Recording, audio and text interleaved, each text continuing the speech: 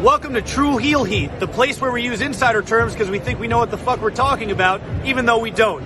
My name's Maxwell Jacob Friedman, and I'm better than you, and you know it.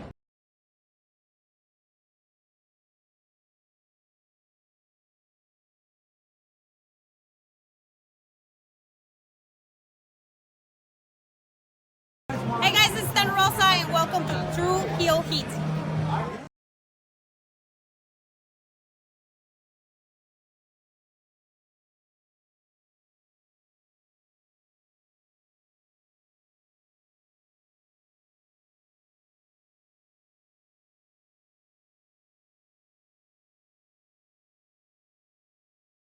Hello everyone, it's the hardcore legend Mick Foley wishing a nice day to everyone there, right there at True Heel Heat. Yeah!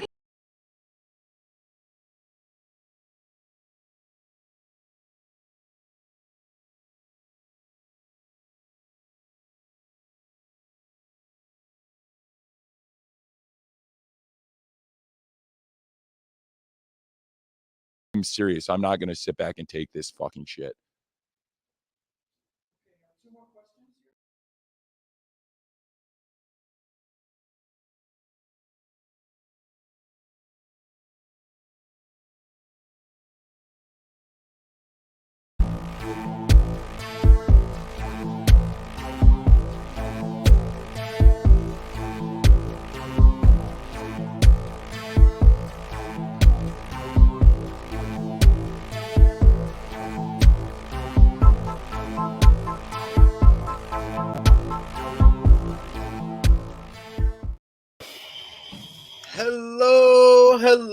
Hello. It is me, your True Heel Phenom, SP3. We are live on the True Heel Heat, YouTube, Facebook, and Twitter for AEW Double or Nothing 2024 review. Breaking down last night's show from Las Vegas, Nevada, Double or Nothing 2024, the 5-year anniversary of AEW. And we got an all-star lineup to break it all down with you. For a rare occasion we have here, as we have joining me today, my co-host on AEW Ramble. No, you made a promise to 2024. If the build is all right or decent, if you're interested in more than 2 matches, you will be on these reviews. He is my co-host over on AE Ramble, the man of 54,000 subscribers. He is Jimmy Macram. Hello, ladies and gents. There's no fucking build-up worth 6 hours of TV. Not one. Ever. Never. Okay, It was 4.5 for the main card. I know you didn't watch the pre-show. Oh, that's true. It was 3.5 for me.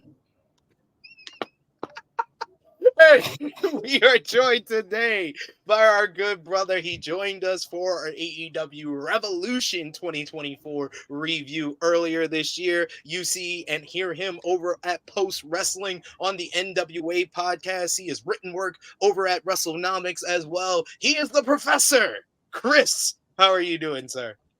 I'm doing excellent on a Monday morning. Let's pass the peas like we used to do, right?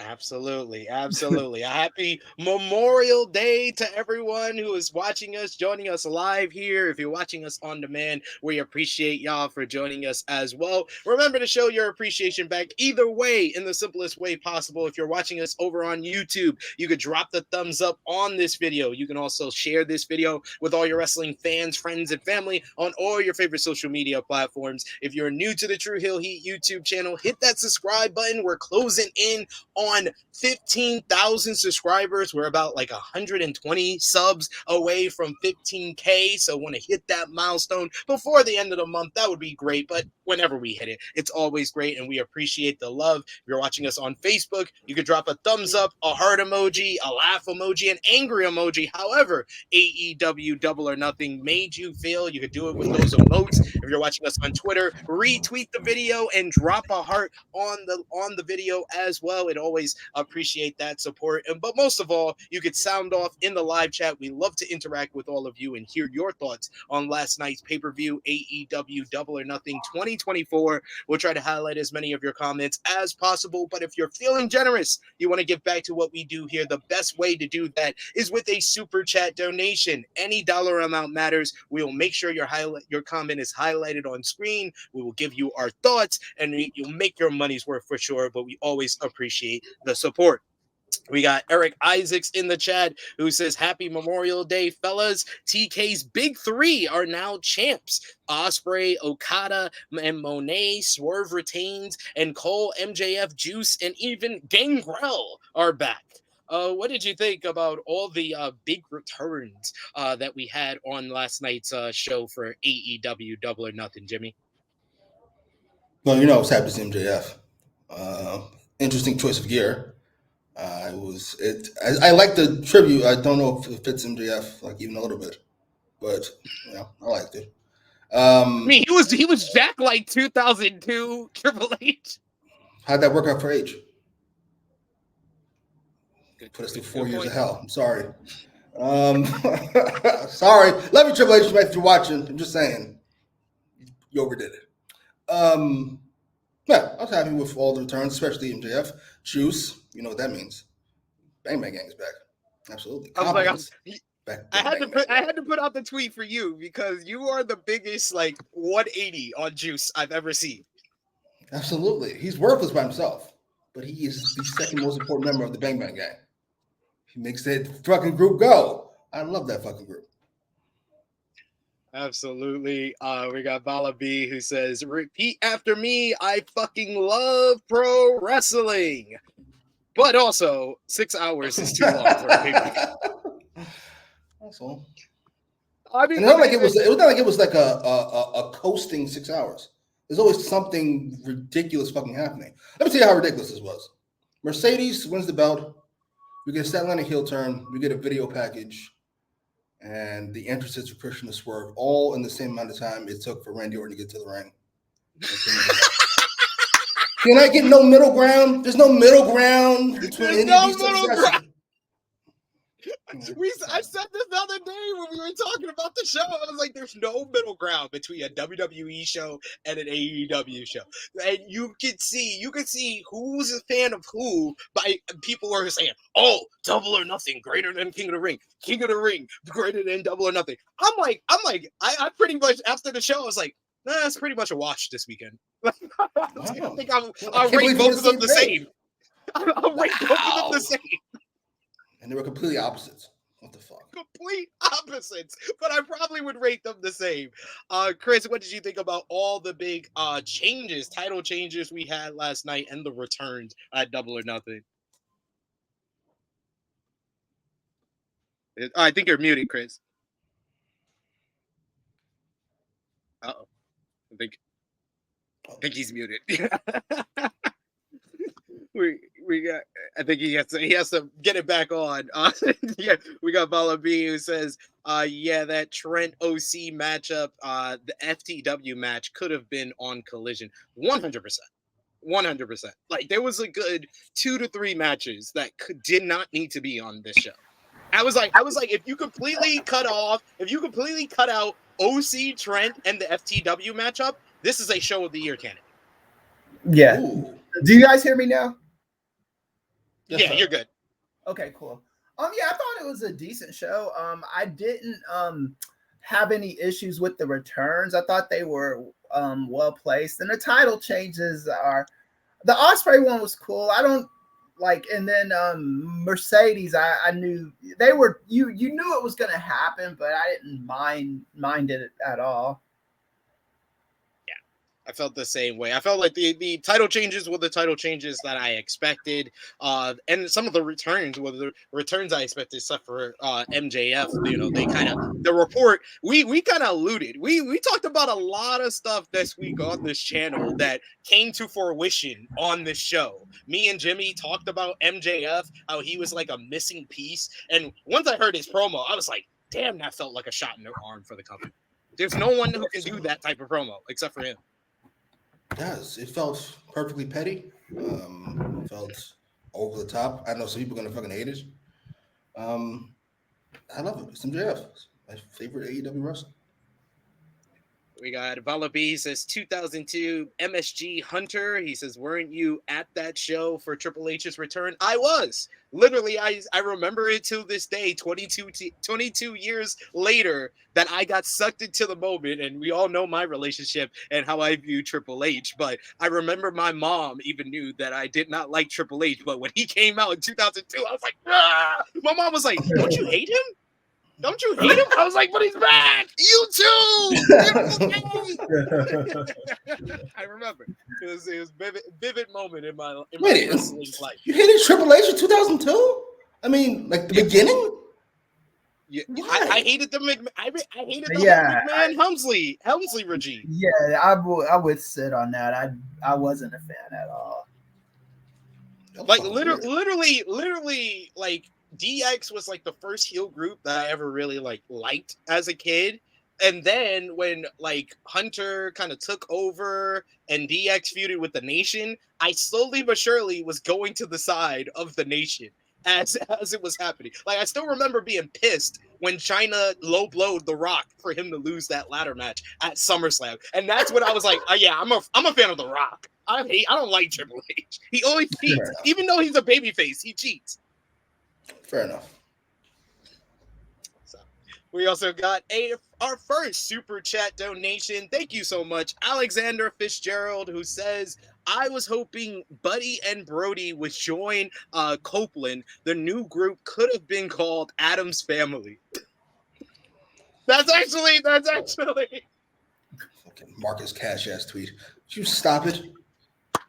It's not you. That is not what Mark would call it. Marcus Cash. Build your whole wrestling promotion around a fucking pun. All right. Yeah, come on, man. But this is another thing that me and Jimmy said. Like we said, like the story, the build-up for Malachi and Copeland was very effective. And you saw that because people were convinced. They sold them the bill when they teased that turn. They were actually convinced that the house was going to turn. I was too. What the fuck is this? I was like, Malachi, what the fuck are we doing? Oh, we got Eddie James. He says Mercedes' entrance was great. We also got Paula B singing the song Adam Family. This is gonna be the rest of the show. Absolutely, you done sold me on it. But very quickly, like I said before, keep sounding off in the live chat. Send those super chat donations. We're going to talk about AEW Double or Nothing from Las Vegas, Nevada. I got to say, after last year, I was very skeptical about them returning to Vegas. The numbers-wise kind of made me validated in my worries of returning to Vegas. But the sound of the crowd, I thought the crowd was really good last night, in comparison especially to last year. What about you, Jim? Oh, yeah. Crowd was great. It died a little bit after MJF because it's MJF. I mean, probably the biggest surprise you can get. But yeah, when they pick back up, for real. Oh, once Willow and Mercedes start, folks lost their minds. That was the main event. For real. I was here for it. For real. It was like it started to pick back up towards the end of Mox and Takeshita. And I thought the barbed wire steel cage match got them ready for them to be very vocal for the triple main event. Chris, what about you? What did you think about the crowd last night in Vegas? You were actually there 2 years ago in Vegas. What did you think about the crowd? Yeah, it was a good crowd. I thought, I think like Tony Khan mentioned this in the press conference, but I think the MGM Grand Garden Arena, something aesthetically about it. If you've ever been to both, and where were they at? Like, they were at I forget the name of it, but it's T-Mobile Arena. T-Mobile Arena, yeah. Like that is a good arena. It's not attached to a hotel casino or anything like that. It's a decent arena, but yeah, the MGM Grand, I just think the crowds just always seem better there for me. And I can't explain it, just even in person, you know? Yeah, I feel you on that. And look at this. We have a fourth member of the panel. First time ever. We're going to get these two people on screen. Jimmy Macram with his his long-standing rival here on the Tru Heel Heat YouTube channel. I don't have any rivals at all. My co-host of the Tru Heel Heat flagship podcast, Tru Draw Josh, is here. How are you doing, Josh?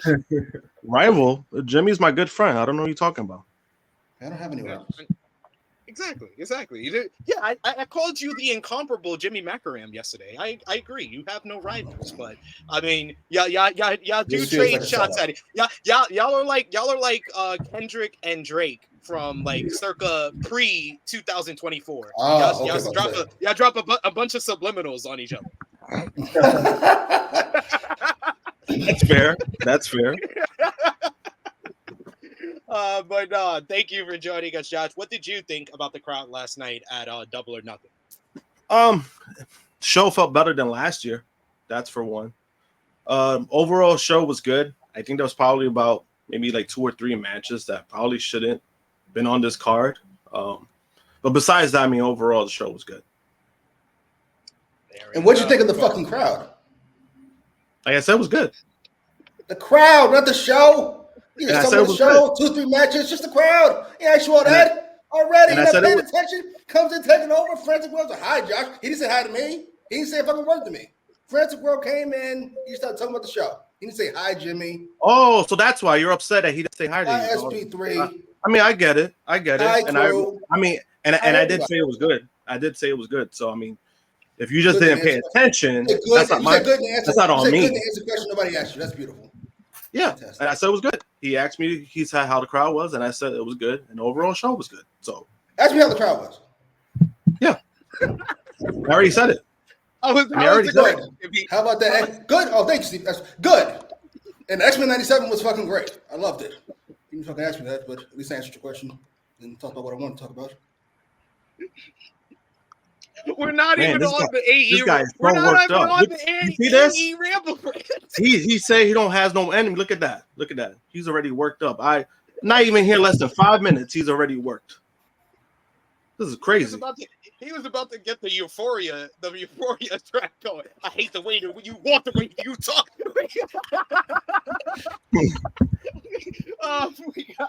First, we'll touch on the pre-show, the buy-in you had. And the crowd, I thought, was very fired up for the buy-in as well, with Deonna Purrazzo going one-on-one with Thunder Rosa. They had a very spirited bout here with Thunder Rosa losing to Deonna Purrazzo, thanks to Deonna cheating to win, putting her hand on the rope for a leverage pin to steal the victory. Deonna Purrazzo now officially a heel in AEW, where she should have been all along, as me and Jimmy were saying from the very beginning. But I thought this was a good match to kick off the buy-in. I gave it 3 stars. I know Jimmy did not watch the buy-in. Did you, Chris? I did, yeah. And I thought the Purrazzo turn was. Here's my problem with AEW at the moment. Anytime I'm on Twitter and the heel turns, like before they happen, everybody's tweeting out on my timeline at least, oh, this person's about to turn. Oh, that person's about to turn. And it was a bunch of that last night. But the match and the turn was fine. Yeah, I mean, she turned a couple of weeks ago. This was just like kind of the follow-up to it. This was like the follow-up after their first bout where she attacked her from behind. That really turned her heel. But, I mean, pretty much me and Jimmy been saying since she got here that she's been acting like a heel this whole time. So it's just nice to have her in her right place. Josh, what did you think about Deonna and Rosa? Match was okay. Nothing crazy, nothing that special. Right person won, so that's all that really matters to me. And here we got some big news, actually, on the pre-show, as Renee Paquette welcomed Dr. Martha Hart and the returning Tony Khan to the stage. The Owen Hart Cup is set up on the stage. Hart said that it's great to be back in Vegas and talked about 25 years of the Owen Hart Foundation. So they have something special in mind for the cup this year. Khan said that the men's and women's Owen Hart Cup tournament winners will get world title shots at Wembley Stadium at All in London, and the finals will take place once again in Calgary, Alberta, Canada on July 10th. This literally was what I predicted on the True Hill Heat flagship podcast. So this popped the hell out of me. That thank you, Will Washington, or anyone from AEW that was watching yesterday's flagship podcast. I will accept the check in the mail. I appreciate it. Jimmy, do you think this was the right move to add some stakes to the Owen Hart Cup? Put that fucking picture back up there. Does Tony Khan not look like a 50-year-old woman that just watched a attractive 20-year-old woman walk in?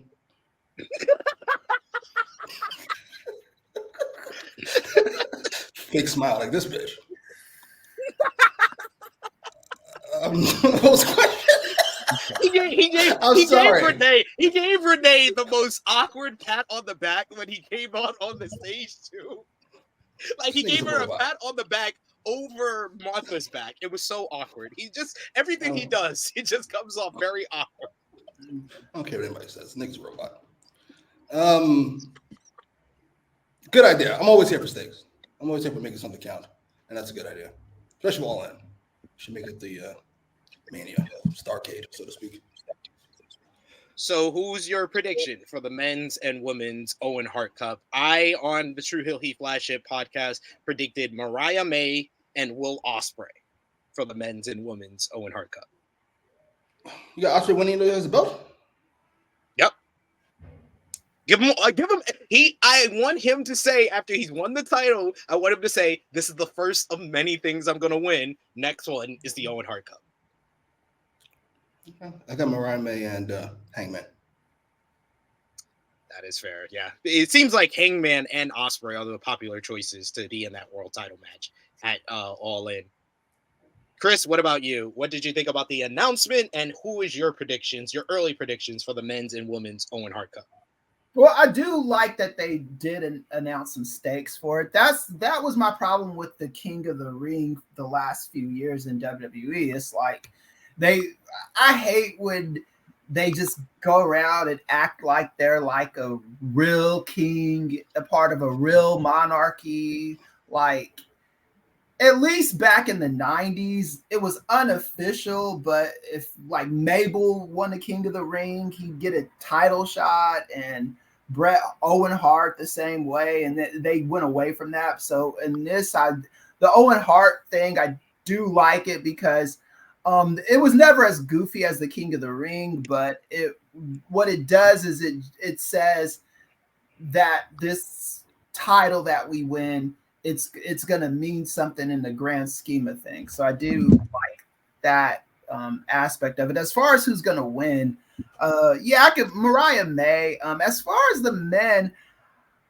I don't, because I was looking at the schedule, and they're gonna, like, I don't know what they're gonna do with Ospreay and Swerve, because they're doing a show in Swerve's hometown like the following month, I believe. So this is if I'm judging based off of that, I don't know if they think Ospreay with the international titles enough. So I'm just confused. I'm here for the ride. We also, and Jimmy, you didn't get mad at Chris for not answering the question. He didn't answer who he wants to win the. He's a guest. I don't know, man. A guest. I can say your cousin. You don't got the fucking neighbor from across the street. That's fucking weird. I'll say Hangman. I'll say. All right. Josh, you stand by your predictions from the flagship. Who you think is going to win the men's and women's, and what was your reaction to the news that I broke on the flagship podcast? I mean, it was great. You know, I give you full credit for it. You know, so yeah, and I stand by my picks. You see, I answered the question, so there you go. That's all right. Don't be sassy. What were your picks? I'm sorry. I'll be nice from now on. What were your picks? I know for a fact that's a lie, but that's neither here nor there. Well, you can tell by the face he made afterwards. Josh, you want to tell everybody your picks from the flagship? First, I had Mercedes, and then when you brought up Mariah May, I thought that was a good pick. And then for the men's, I had Will Ospreay. I'm still gonna stick with that. Got to do it, and they're both from the UK, so it just makes sense. It makes sense right there. Next up, we had our final buy-in pre-show matchup. It was the acclaimed Anthony Bowens, Max Caster, and Daddy Ass versus the Cage of Agony, Brian Cage, Bishop Khan, and Toa Leona. I feel like the acclaimed is basically like it seems like everybody is done with them on social media, but the crowds always respond to them, which makes it unfortunate because I think that Tony Khan is going to listen to the crowds. But this matchup ends with the Las Vegas Golden Knights mascot helping the acclaim get the victory as Daddy Ass rolled up Bishop Khan to pick up the win. Afterwards, the acclaimed Billy Gunn and Chance, the Las Vegas mascot, did the scissor in the middle of the ring. Oh my God. 1.5 stars. Yeah, I think that's being generous too. Yeah, the acclaim needs something. I don't know what it is, but they're just not hitting right now. And that happens sometimes. I'm not going to say they suck, but it's just right now, this is not the season for them. Pretty much. Oh my God, I'm starting to from now on. It's not the season for them. That's a great. Bring it up for everybody. It's not the season for us. Josh, what did you think? I'll be honest. I really didn't pay attention to that match. Fair. 100% fair because it was just a match. It was just kind of there. And this was another example of, man, you could have just not put this match at all on the pre-show and just thrown one of the matches on the main card onto the pre-show. That would have been helpful. But we open up the show. Excalibur is on the commentary desk along with Tony Schiavone, Taz, and Don Callis for our opening title match, which we'll see Will Ospreay challenge Roderick Strong for the AEW International Champion. We got a big ovation for Ospreay. Ospreay maybe got one of the biggest ovations of the entire night. The crowd singing the Ospreay chants during this song. Early on, these guys started off very fast as Ospreay tries to hit the hidden blade on Roderick right at the opening bell. Right when he's doing his entrance, actually, Roderick was able to avoid it. Ospreay flew outside and quickly disposed of Taven and Bennett. Strong side to slam Ospreay on the unprotected barricade, but Ospreay flipped over it onto the Kingdom, brawling with Strong. He slingshot him into the ring post. Match officially began in the ring as Ospreay was in control until Strong took the referee, allowing Bennett and Taven to hit this gnarly looking doomsday device to the outside, where Ospreay looked like he landed right on the back of his neck. He looked like he really broke his neck on that one as Taven clipped his leg on the top rope and Ospreay appeared to land on his head. It was a scary landing. Even Callis took off his headset and tried to check on Will. But Will is, I don't know, he might be Gumby or Wolverine because he was able to recover very quickly from this. A little while later, you get Wardlow appearing. He tries to powerbomb Ospreay in the ring, but Bryce Rensburg stops him. This leads to Ospreay doing a sky twister to the outside, taking out Taven and Bennett. Then finally, the Bryce Rensburg kicks out the Undisputed Kingdom from ringside, which really is when the match really got going. Both guys trading hard chops. We get the wall walk into Guri into a fisherman suplex for a 2 count. Ospreay tried for the leap of faith, but he landed on his feet, jamming his knee a little bit.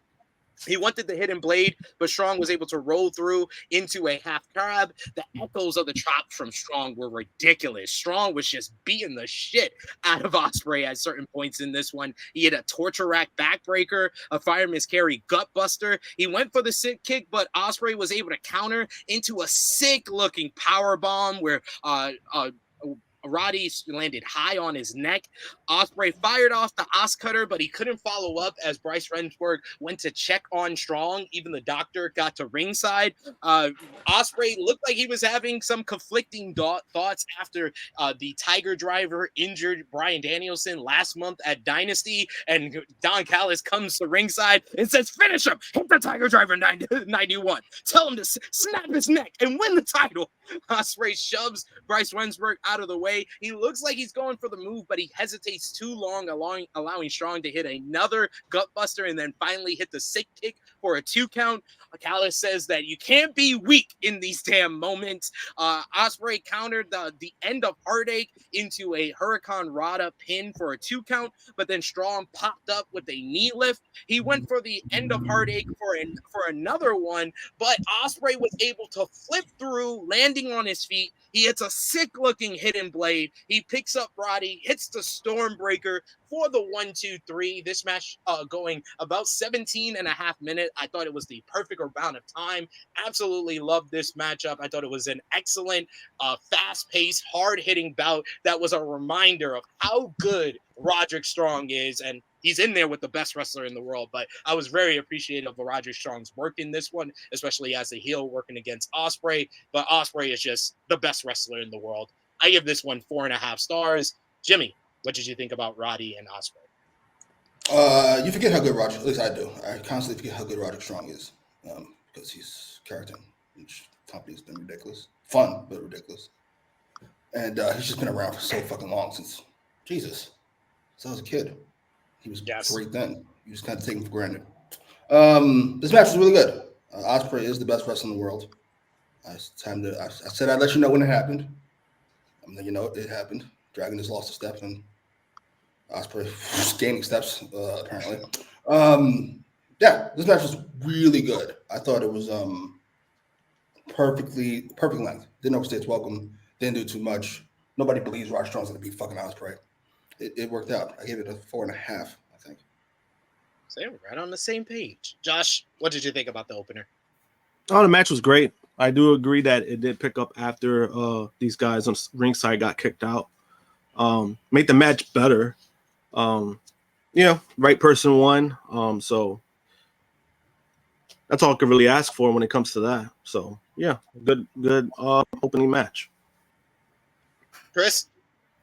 Yeah, I loved the match. I thought, and Roddy Strong had a match. I'm blanking, but there was a match he had before this that was pretty good as well. But this was a great match. I thought it was perfectly placed too. Because I saw some arguments from people online saying they should have did the stuff with MJF first, and I don't agree with that. I think this was good to get the crowd into it. I thought Ospreay is. I think AEW is starting to understand what their main event scene is going to be going into the rest of the year with Swerve and Ospreay and MJF, and it's starting to solidify. Definitely starting to come together right now. Honestly, I would have said that the MJF segment was too early in the show, but also you want to get them while they're still hot. Right, yeah. So I understand the placement there. We got a super chat donation from the good brother Chuck Berries. Thank you so much, Chuck Berries, as always. He says Undisputed Kingdom took 2 AIs within I think he said AIs within 30 minutes almost. Kind of feel bad for them. ... Not. No, the Undisputed Kingdom we've known pretty much since like 2 weeks in. This faction is dead. And a lot of it comes down to the fact that the leader is injured. So it's like it was DOA. It was basically DOA. Yeah, I mean, this is AEW. Some factions are going to stick in AEW, and some are just going to fade off. I mean, what happened to the Trust Busters, right? So, I mean, the firm. Yeah. Like, there's so many of them that just come and just are gone. Where's the Dark Order at? I don't know anything when it comes to these factions, and I don't care. Do you feel any type of bad for Undisputed Kingdom, Jimmy? No, it's like listen, you should have been fired months ago, and you're still around. That's called a win. Fucking Matt Taven and fucking Bennett, are you fucking serious? You give him a main event storyline? You out of your fucking mind? Hey, take what you can get. This is true. This is true. I mean, and Roddy got a nice little run with the international championship. I think that the match I would have rated it even higher without the Undisputed Kingdom getting involved. I know probably in their eyes it made it more of an even match because maybe Roddy is on like such a lower level than Ospreay that he needed the help. But when you compare it, I thought about it this morning. I was like, Roddy didn't need any help to beat Orange Cassidy, didn't need any help to beat Kyle O'Reilly, but like I would have Yes. I know, yeah. Yeah, and that was the match. When I said it out loud, I was like, yeah, he does need the help to beat Will Ospreay. Yeah. But I do. The match with Roddy and Orange Cassidy is the one I was talking about. That was a very good match as well. Yeah, I thought both and the Kyle O'Reilly matchup from Dynasty I thought was really good. Right, well. yeah. We got Big Man Does. He says, I don't feel bad for the Undisputed Jobbers. Sorry. There we go. Oh, yes. 2 L's. He meant L's. 2 L's within 30 minutes. Yes. Yeah. Speaking of which, let's go to the next segment as Adam Cole came out. His music hit, and once his music hits, I was like, oh shit, it's about to happen. It's about to happen because they could have made this seem very smooth and not telegraphed it, where they could have had like Roddy still recovering in the ring. And then Adam Cole comes out to like be like, yeah, it's all right, you'll be all right. And then the rest of Undisputed Kingdom takes him from the ring, and then Adam Cole can get on the mic and be like, he's pissed that he lost the championship, that we only have 1 title left in Undisputed Kingdom, but he's still the devil. They could have done it a little bit smoother, but hey. It is what it is because we got what we wanted in this one. As Cole says, it's time for story time with Adam Cole. And he told the Vegas crowd that they all suck. He says he should be checking on Strong or hanging out with the Kingdom since they just got thrown out the building. Cole said that he should be home resting to get back in the ring as the crowd don't know what he's been through. And he calls himself one of the greatest of this generation. Cole brought out the devil mask and said that there's a little devil inside of all of us. And he says when he's 100%, you will give the devil his due. And his name is, and he's about to do the Adam Cole, baby. But the lights go out. And when they come back on, a video starts to play. We see a figure walking through a hall, going to a room where all of MJF's gear and items are there. He puts on the Dynamite Diamond ring. He leaves the suit and the scarf.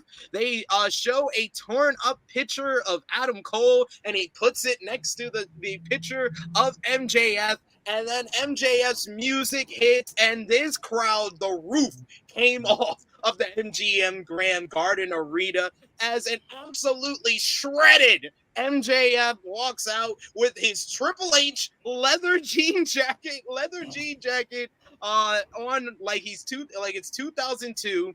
Cole dropped the devil mask. MJF looked down at it. Cole then tries to talk MJF into giving him a hug. MJF immediately, he obliges. He gives him the hug, and then he immediately punts him right in the nuts. He delivers a brain buster.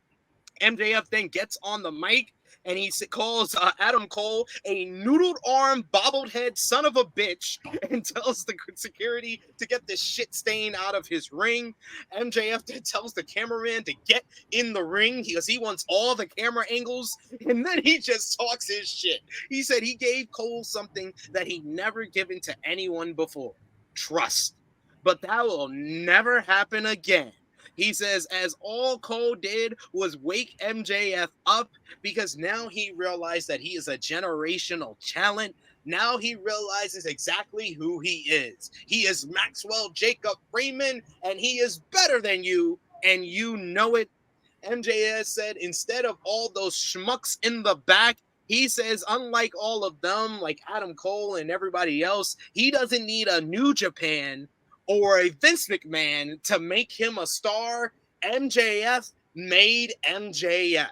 No more ha-has, no more kangaroo kids, no more bullshit. It is all about hate. I thought he was about to do I hate the way that you talk the way you walk. MJF picked up the devil rainbow mask and said that only cowards adorn masses, and he is done hiding. No one is more complete in this sport than MJF. It's not his fault that everyone else's favorites suck a big bag of donkey dicks. And he said it in the most New York accent ever, which I loved. He doesn't need a mask to show that no one is on the level of the devil. The dumb mask and everything it symbolizes can go straight to hell. MJF takes off his jacket. He starts putting the boots to the mask and drops the damn Flair-S elbow on it. He then he says in regards to his contract signing, he said he's not only all in, he is double or nothing. And to quote one of the all-time greats, God bless their soul, MJF told the cameraman to zoom in on his new tattoo on his calf, which says, "Bet on yourself," with the AEW logo and a poker chip. And then MJF says, when it comes to MJF in AEW, you can call him the Wolf of Wrestling because he's not fucking going anywhere. He's not fucking leaving. MJF is here to stay. The crowd went wild. This was one hell of a return promo, and it just felt like the shot in the arm that AEW needed. Me and Jimmy talked about it on AE Ramble. I feel like he's the last vestige of someone that can make an improvement on the TV rating, but just overall, the energy that MJF brings is unlike anyone on this roster. So I absolutely love this return promo, this return angle. I always love when there's angles on pay-per-views, and me and Josh talked about that. That's what I thought was missing from WWE King and Queen of the Ring. I was like, it was good matches, but I was like, last year's Saudi Arabia show had that big angle with Jimmy turning on the bloodline and stuff like that. I wanted something like that from that show, and I got it here immediately from Double or Nothing. Josh, what did you think about MJF's return? It was great. Nice surprise. I did like the video package too. I thought that was like great, the presentation to that, and then the way they brought him in. Something again I didn't expect it, and then the fact that they did like a long promo segment on the pay-per-view. I thought that was a plus because they usually don't do that. So it kind of just felt like a Dynamite segment on the pay-per-view. So that was great to see. But yeah, I do agree that this is definitely the guy that they need, because we did speak about it yesterday where MJF, if you bring him on TV, you already know he's going to either cut a good promo or he's going to have a good match. Like there's a lot of stuff that he covers that a lot of the people that they have on the roster can't do. So this is definitely a great move for him to come back. I just didn't expect it to be this soon.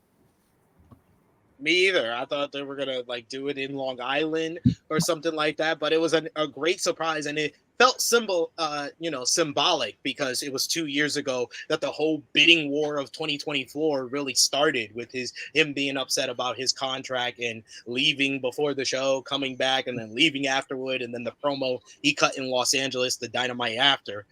Chris, what did you think about MJF's return to AEW? Yeah, so I love this return. I'm not always an MJF fan because it's not my guy, but it's not about me. It's about the way people react to him. They do react to him. Like you said, it's a kind of a shot in the arm that company needed. I'm good if this is the end of the feud with him and Adam Cole. If the kick in the dick is the end of it and they move on to other things, I'm happy with it because I thought this has gone on long enough. That, like you said, with the Undisputed Kingdom, it's just gotten so goofy and convoluted. Wardlow, I have no clue what the fuck that guy's doing.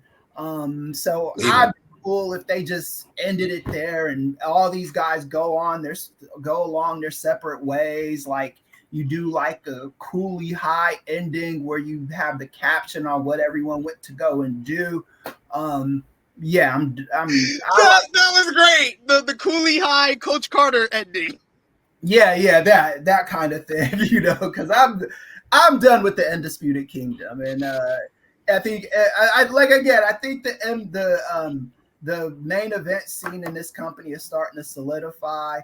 And even like Joe, it's like they got so many people. I remember people we're saying AEW doesn't have a deep roster and all this other stuff. And I'm looking at today's show, and I'm like, yeah, they do. That, like, as far as main eventers, they've got their main eventers.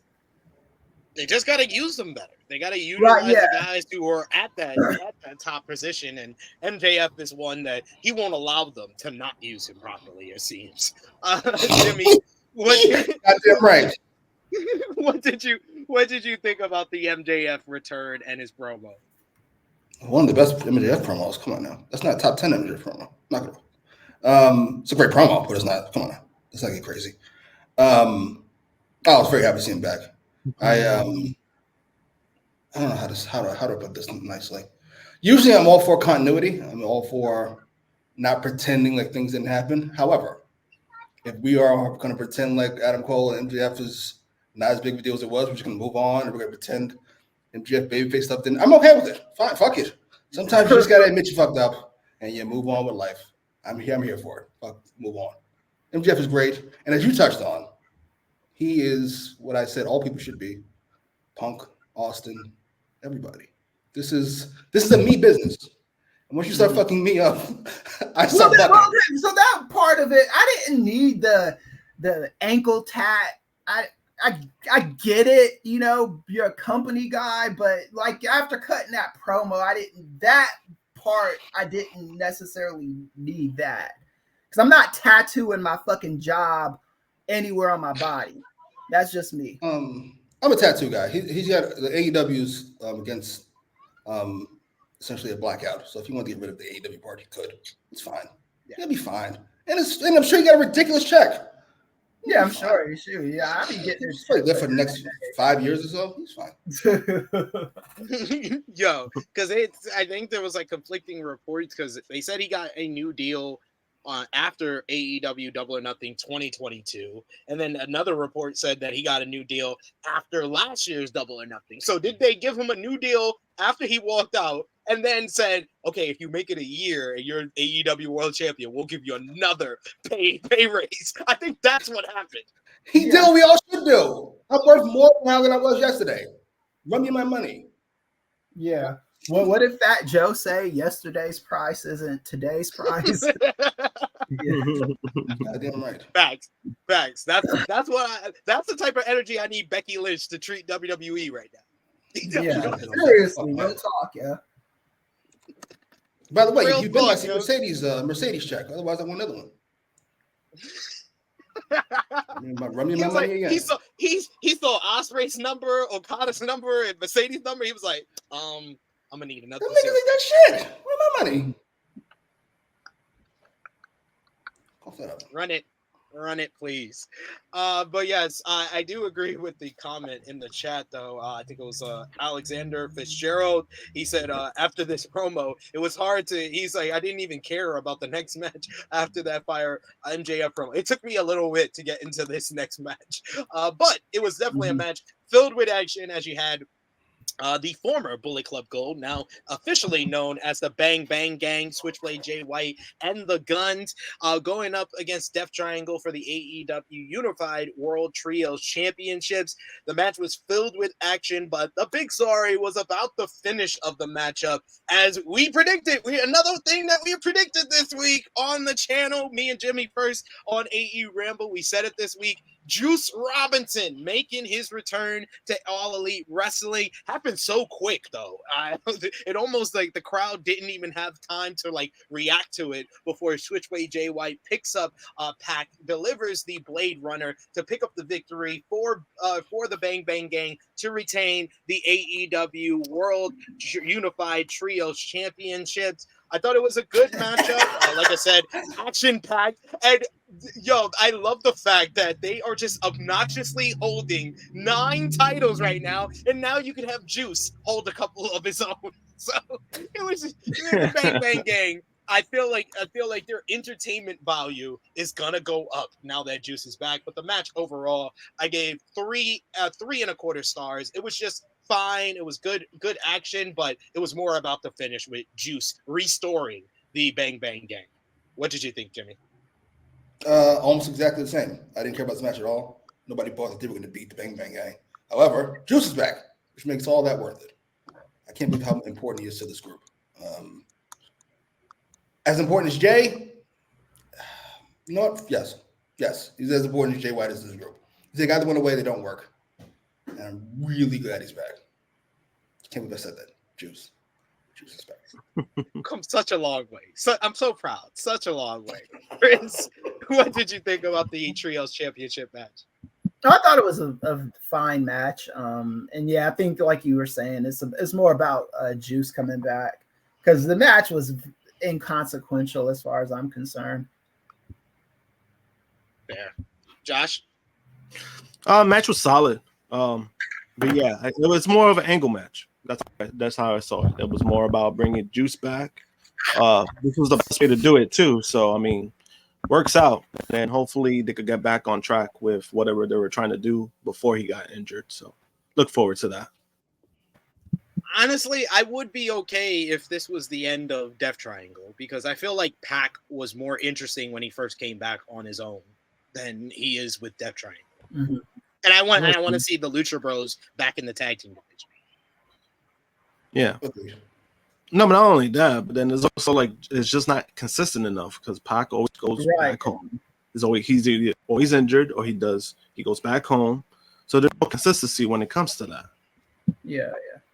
Like I think you could like make them like friends with each other that every once in a while they come together, but like there is no consistency there. Yeah, that's very true. Next up, we had the AEW World Women's Championship up for grabs. Timeless Toni Storm defends against Serena Deeb. It felt like, once again, with this matchup, was kind of like the build. I don't think they figured out that Timeless Toni Storm is supposed to be the babyface and Serena Deeb is the heel until like halfway through this matchup. Because the first half of the matchup was pretty boring as Serena Deeb took most of the matchup but didn't get much of a reaction. This crowd absolutely loved Timeless Toni Storm, though. Like, she was getting chants from the opening bell, but the crowd really got into, like, the meat of the matchup when they really kind of confirmed that, yeah, Serena Deeb should be working as a heel here, and Timeless Toni Storm is the babyface.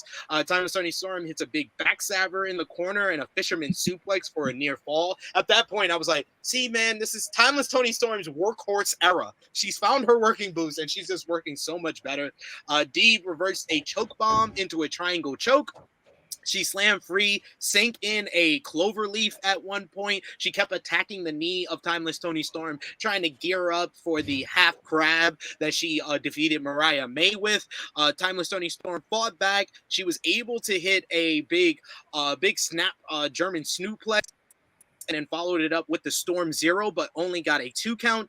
Storm wanted one on the apron, but Serena Deeb was able to hit the Deep Tox on the apron and then back in the ring, which got a huge reaction from the crowd as Serena Deeb locked on the half crab, banging at the knee of Timeless Toni Storm. Timeless Toni Storm tried to fight to the ropes. We had a brief interaction between Luther and Mariah May as Mariah May grabs the towel and looked like she was going to reverse the role and throw in the towel for Timeless Toni Storm like Toni did for her when she faced Serena Deeb, but Luther stopped her, which led to the fight going to the outside where Timeless Toni Storm caught Luther with the towel and got pissed at him to threw the towel into the crowd.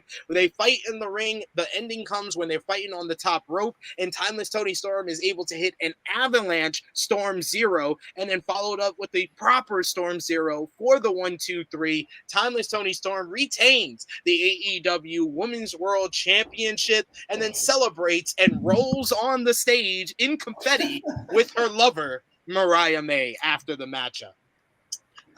I'm really liking the Timeless Toni Storm having some good quality matches on pay-per-view. Not as good as the match against Thunder Rosa last month at Dynasty, but a good matchup here. I give it 3.5 stars. Chris, what did you think about Storm versus Deeb here? I like Toni Storm. The match was fine. I thought it was good, but Toni Storm is just, that woman is off the chain with some of the stuff she says. Like, I don't like, because it's weird because she gets cheered because everything she says is funny, but all the stuff she says is like heel stuff. I don't know how you make this I don't know how you do that gimmick and say face stuff. It's just, but I'm here for it. I loved the match was good. It wasn't the women's match of the night for me, but it was really good, and I think that division is getting solidified as well. So yeah. Time of Toni Storm. I've said it once. I'll say it again. I think she's the best character. She's my favorite character for sure, but I think she's the best character in wrestling. You just give her those 2-minute promos. I said it to Jimmy after the Collision promo that they aired after she was attacked by Serena Deeb. I was like, she's the Jon Moxley of female wrestlers. What Jimmy says about Jon Moxley, that he's the best 2-minute promo in the business, I think Toni Storm is that for the women. Jimmy, what did you think about this matchup here? That comment, Alexander's comment about Deeb getting him towards the end. No, never, not once. Match was good, but no, I didn't buy into Deeb. All right, that's enough from fucking Swerve Strickland over here. I love that. Deeb and Tony, I thought was great. I don't know about the little Niglets match, but the Deeb and Tony match, that one was great. Stop it, knock it off. Wait, what were we talking about? All right. Deeb and Tony was a good match. I enjoyed it quite a bit. But Tony's character, if she's gonna do ridiculous stuff, she kind of has to play heel. Like if she's gonna bite the ropes, you can't do that as a baby. Well, I guess you could. Like, you know what? Give it a shot. See how it goes. Fuck it. Because I felt like we reached something at the end of the build, which was Deeb is a natural heel and Tony is the most popular female wrestler in the company. Why not just? I think she's the kind of character that you have to put in there with a face that people like, But they've exhausted all of that. They did that. Thunder Rosa was like probably the most over babyface. She's already had matches with Willow Nightingale. That's the other top babyface in the women's division. Other than those two, I don't think there's an over babyface that's going to be over against Toni Storm. Right. Well, they're at that point that they gotta just wipe their hands of it and just say you're a babyface. Well, okay. So like with Mercedes, for example, I think Mercedes, when she cuts promos, she's gonna get those negative reactions. When she wrestles, it's gonna be different. The crowd is gonna be a lot more mixed when Mercedes wrestles. So I think you could do a few. Are they? And Tony. And even have Mercedes be the bad guy, or even have Mercedes be the face that gets kind of cheered. I honestly don't think it matters in 2024 with when it comes to this shit. I think they're gonna cheer who they want to cheer and boo who they want to boo. We're like when did Cody say that? 2019? 20? Yeah. There's no skills and baby faces. We're going in circles. We think this thing, we realize, oh no, wrestling's the same for the last 100 years. We should go back to the way it was. Yes. No, well, the AEW does this all the time though with their heels and faces though. The Blackpool Combat Club, for example, when the situation calls, they're faces. When the situation calls, they're also heels. It just depends on what the feud is at the moment. It's bad booking. It's not that there's no faces or no heels. It's just when they need booking. Yes. Yeah. So.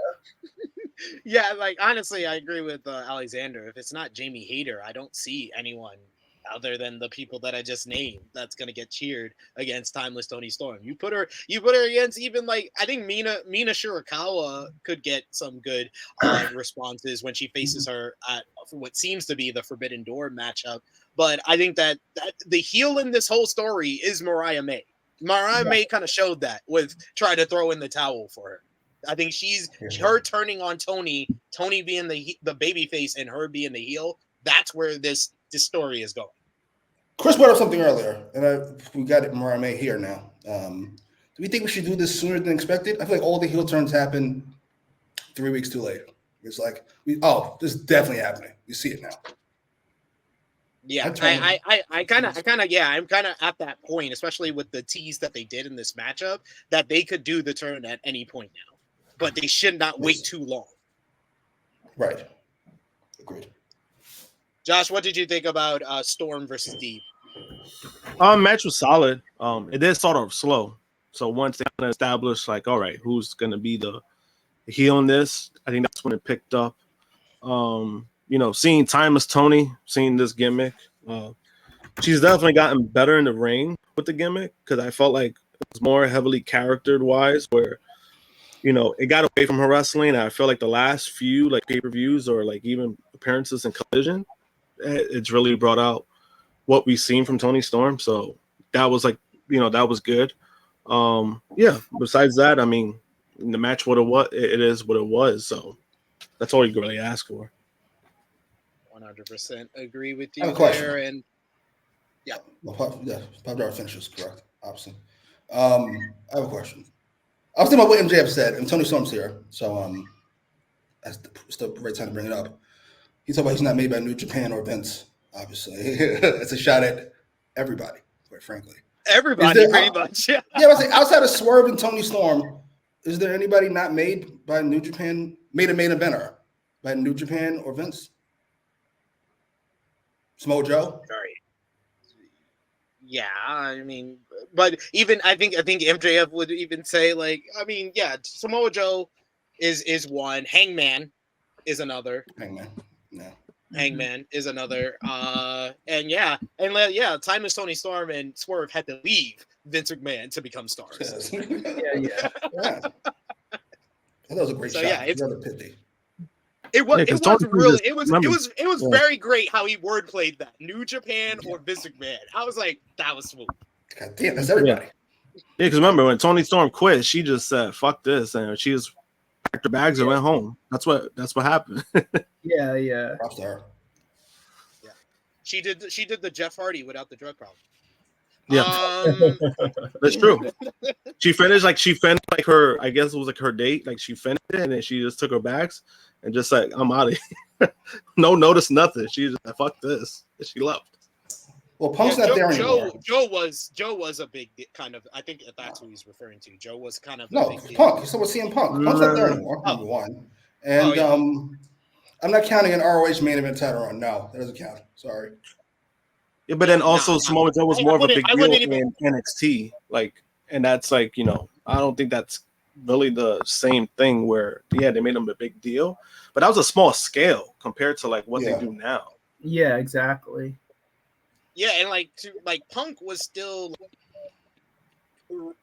ticking up when he leaves ROH to go to WWE. Like, people would argue his best angle in ROH was his leaving angle, the summer of where he signed. Like, he's still on the rise. Like Joe came into WWE, he's already a legend. Like that's why he's already established. Talking about he's already established. Punk, I would say he became a bigger star with Vince. He is one. Yeah, that's true. Next up, we had Orange Cassidy going one-on-one with Trent Beretta in a straight-up singles matchup as Orange Cassidy came out to what's on Where Is My Mind theme song, his old theme song when he first started out in AEW, which I thought was a nice little touch here. The matchup was very physical encounter. They started off brawling with one another, showing that aggression and the feud that built up to this matchup. A lot of brawling on the outside. Trent tried to go for the power driver on the steel steps, which I don't know why, because it wasn't effective the first time. But Orange was able to reverse and trip Trent right onto the steel steps and then delivered a beach break on the floor. Both men got back into the ring. I love Cassidy going into the opposite corner from Trent and faking like he was going to do the best friends hug before doing a Michinoku driver for a 2 count. A series of counters showed how well they know each other as Trent finally hit a half and half suplex and a strong 0 for a 2 count. Beretta mocked the hug but ran right into a beach break as Cassidy wanted the orange punch, but he ran right into Trent going for the Gogo Plata, but Cassidy was able to beat him with a wrestling move as he propelled himself off the bottom rope into a float over pin for the victory here. Orange Cassidy once again defeats Trent Beretta. Beretta was in absolute disbelief as he walked to the back where he was stopped by Rocky Romero and Renee Paquette, and Beretta said that he's not doing this anymore. He shoved Romero away, and before leaving through the crowd, seemingly teasing that he is leaving the company and retiring. Which, He's hoping. I mean, that should be the move after you lost to him again. Like, Jesus Christ. Like, I thought this was one of the more obvious things to do, was to have Trent win this one to even the odds and set up a third matchup on TV at least, or something like that. But hey, Orange Cassidy wins again. I just wished Orange Cassidy was not in the same position he was last year at Double or Nothing. Not even where he was at last year's All Out. He's in the same position he was at last year's Double or Nothing. A mid-carder in the mid-card, winning the mid-card matchup, and it feels like the people are not as invested into Orange Cassidy, and that has all to do with his booking following All Out. It's unfortunate, but it is what it is. Jimmy, I know you didn't watch the match, but what do you think about Orange getting the win? I saw the back half of it. The fuck are we doing? Like, why? I'm so very confused by this. If this was, I can't think of a good reason for it. Like, if this was like a Triple H or a Jeff Jarrett, he's politicking his win over Trent. But it's fucking Orange Cassidy. What? What are we doing? Why is he winning this match? Why are we having this match if he's going to win this match? How about that? This is so very, well, Trent's in despair. Well, great. Do that shit on Rampage. I don't care. I'm so very confused by this. This is heinous. The match and the finish felt very much like a TV match. Right? It's so weird. What does he have on Tony Khan? Compromising photos of some kind. Let it come out, Tony. Don't put up this shit. Chris, what did you think about Trent versus Orange? Okay, so someone a week or two ago sent me this promo that Conan cut on Trent Beretta. I thought it was a little mean. It was it wasn't necessarily a personal attack, but just saying that nobody cares about Trent Beretta. And I was waiting for this match to happen to see if Conan would end up being right or not. This was ridiculous, man. I don't know where Trent Beretta goes from here. It would seem like he would just be retiring. He did all that crap only to lose, and it wasn't even like a convincing loss. It was just kind of like, I'm more lucky than you lost. It was I don't know what to do with Beretta. And like you said, Sid, what Orange Cassidy, I don't think there's been any upward mobility for that guy in the last couple years, man. Not just last year. I think he's kind of been in the same position. No, they had him at the cusp of with the international title run last year. I thought when he dumped, he main evented all out. I thought when he dumped Chris Jericho in the fucking orange juice, he would be getting. That was like his introduction. Feud. That was like his introduction to being a guy on the roster more than it was him on the cusp of the main event like last year. Right. Yeah. I don't think they see Orange as a main eventer either. I think they just see him as a good hand, maybe. And then in Trent Beretta, they see even less than that. So obviously, I gave the match itself 3 stars, but yeah. It was kind of just there. Josh, what did you think? It was a solid match, but this was like a Dynamite or Collision match. Like, I really didn't need to see this on pay-per-view, and I did pick Orange to win. I was just like, oh, all right. Like, that's how I took it. Like, I already knew the outcome, so I was like, it's kind of hard to be invested when you kind of know that not only the outcome, but this shouldn't have been on the pay-per-view, in my opinion. But I'm just saying, if Trent is not winning, why the fuck did you do a match on TV before this match? Like, I said like a month ago that I was like, oh, they're gonna slow burn it. They're going to do the first match at Double or Nothing. That's why they did those pre-show matches at Dynasty, because they're going to slow burn it. They're going to do their first match at Double or Nothing. And then they did the match on TV, and that post-match just totally tuned me out. That totally took me out of this whole feud. I was willing to give this feud a chance until that post-match where Orange Cassidy turned into Road Warrior Animal. I was done. I was done with this feud after. You're better than me because I wasn't even willing to give it a chance with the post interview. So, yeah. Also true there. We got Will T. Who says, fire him. Trent could go get it. Come on, man. Jesus. Oh, shit. What is that, man?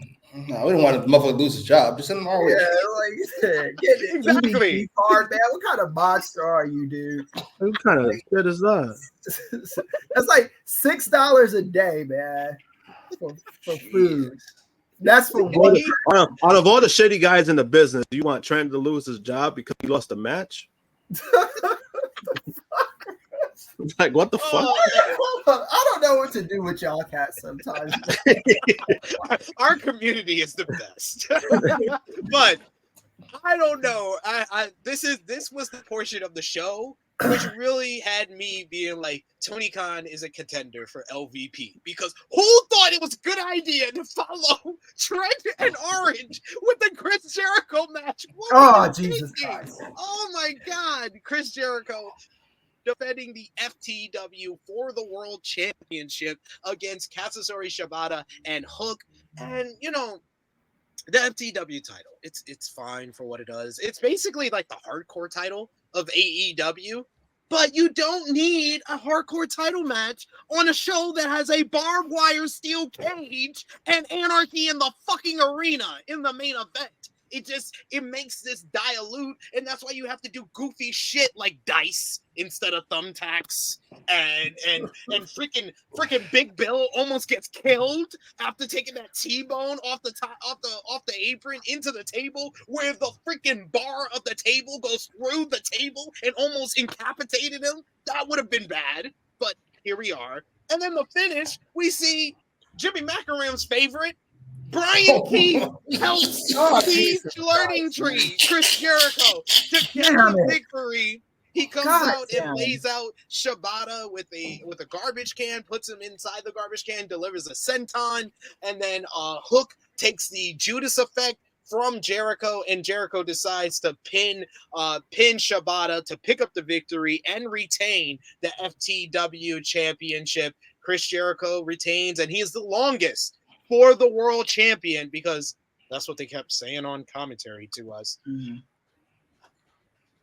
Brian Keith, really? This is the bright idea that Tony Khan had. He was like, "Hey, Brian Keith, you know what we're gonna do?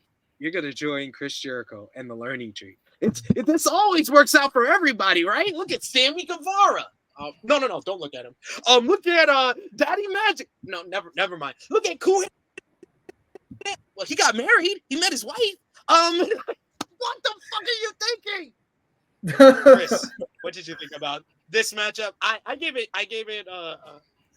a star and 3/4. It's at least better than the Acclaim match. I'll give it that. Right. Okay, fine. What? This is the problem, man.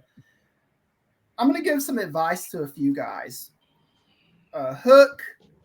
If this message finds you, you are in a contract year. I don't normally say, hey, this guy needs to go to AEW or this guy needs to go to WWE. Hook, I think you need to give WWE a call. You're not going to skip the line. He's 100% agree with you, because he's like, there's nothing that it seems like AEW is going to do to help him progress. Right. He seems like he's in the same spot with this. Right. I don't think in WWE he's going to go to the main roster and make a difference, but I do think they'll put him in NXT and he'll be relevant in NXT. And then there's a possibility that he could go to the main roster and do something. This shit ain't it with Jericho, man.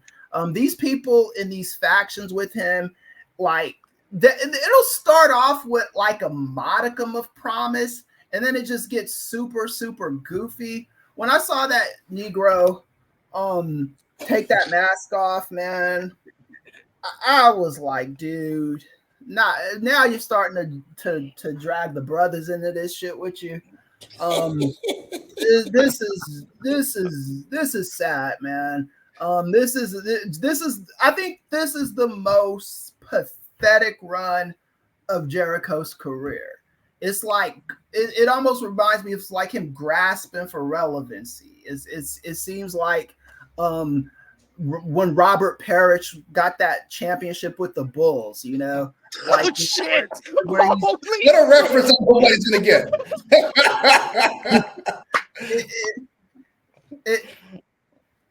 This is sad, man. This is sad. Jericho, I don't know what you can do to revitalize yourself. I'm gonna defend Tony Khan by saying I think this is 100% Chris Jericho's idea. At the same time, I think Tony Khan is the boss and doesn't need to listen to this. Maybe Tony Khan should have to eat off of an EBT card for a couple weeks to understand the struggle or something, man. But this Jericho run is so fucking pathetic. It's so stupid. It is so worthless. He's bringing people down. It's garbage. I feel personally attacked. I know, Jimmy. I know. And you know me, I've enjoyed Jericho on the weekly TV, but I cannot deny the fact that Revolution, Dynasty, and now Double or Nothing, he's had the worst matches on the main card. Like it's like I think the week to week him on AEW is fine and it's entertaining and it's drawing. It's the top ratings draw, it seems, every single week. It's in the top 2, top 3 for AEW. So it's working week to week. But when it comes to the pay-per-view, this is why I wanted a tag team matchup. I wanted something that you can hide Jericho enough. I don't think a triple threat was that. Jimmy, what did you think? Agreed. Yeah, I mean, you guys said he had the worst match for 3 pay-per-views in a row. I wouldn't fucking know, so I skipped him. But I do have a question. Why do you guys like Brian Keith so much? I'm a fan of Brian Keith because I've seen him on the independent scene. I think he's a really good worker in the ring, and he seems like a really good dude as well. And he's young enough where he's still progressing in his career. Right. But yeah. I don't know if this was the right move for him. His AEW run. I would have rather him be one of the guys that you build Ring of Honor around before you find a spot for him in AEW. Okay, fair enough. Listen, I think your tag team idea with Jericho is probably the best idea. I think his gimmick, you called it pathetic, Chris did earlier. And yes, but I think that's the point. You can tell he's grasping at straws. He is delusional. He's being ridiculous.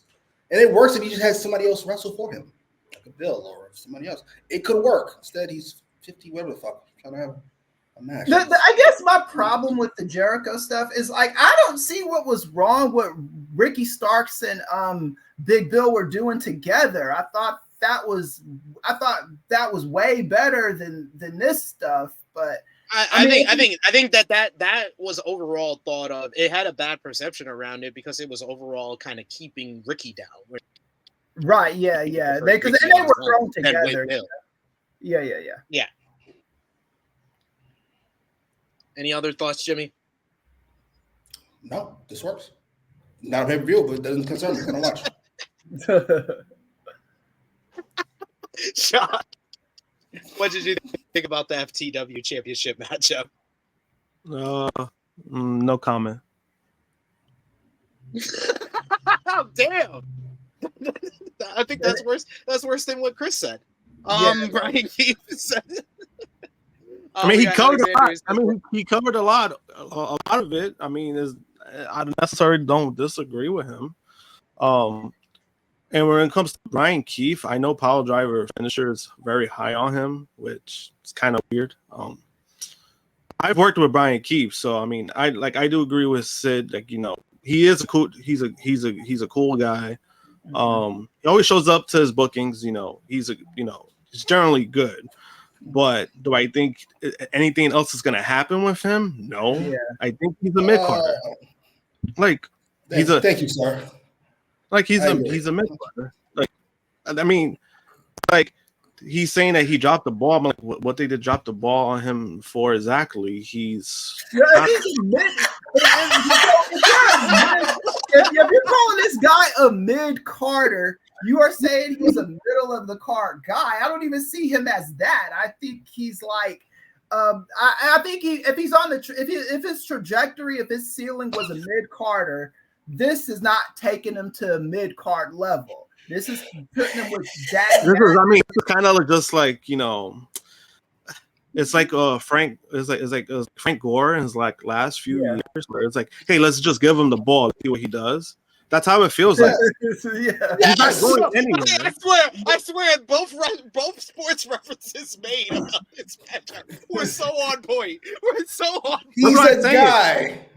You heard Josh. He's a guy. He's a guy. He's a nice guy.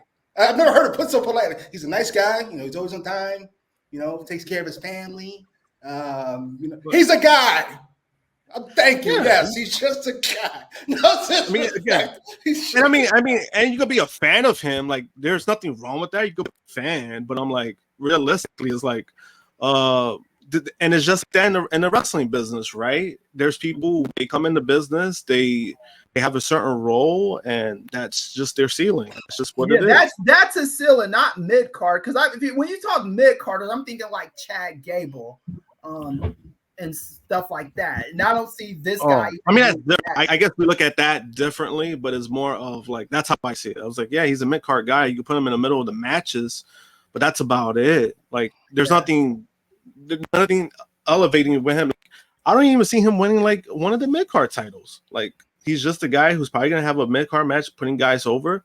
That's just what he's gonna be, and that's okay. You get paid for that. That's okay. Barry Horowitz got paid for that. Not everybody can be a main eventer. That's how we said that multiple times, and sometimes AEW falls into the trap of trying to make guys who aren't main eventers into main eventers, and they get into that trap. I think that this is okay. It would be okay for Keith to join up with Chris Jericho if this was like a year and a half ago. But at this point, I understand why people are upset. Yeah, but then also it's just like nothing elevates anybody being with Chris Jericho. So I mean, I do see both sides of the thing, but it's more of like, yeah, he's not going any. Even if he have Jericho, nothing's gonna really happen with him. That's how I see it. I like his. We got our good brother Jay News in the chat, who says, random ass question on commentary. They said Hook was 25 years old. Is that a shoot or was that a mistake? He's 25. He was born May 4th, 1999. He just turned 25 years old this month. Yeah. I find his booking rather similar to Jade's, quite frankly. Before she got the very much so. Running on the treadmill, yeah. On the treadmill. And he debuted when he was 22. He was 22 when he debuted. Jesus. Yeah. And he's only really worked like what, 20 real matches? Right. Like real matches. The rest were squashes for like the first year of his career. That's fair. Yeah, I think he could benefit from some reps in NXT. We got a super chat donation here from the good brother Will Chisholm. Thank you so much from the GOAT. He says, remember when fans was calling themselves a hooker? Yes, I was a hooker. I was the OG hooker. That's how over Hook was. And here we are now. I'm still a fan of Hook. That's why I am, as a fan of Hook, I am telling him, you're probably better off in NXT. I'm not even a fan of Hook, but I even admit to him deserving better than this shit, man.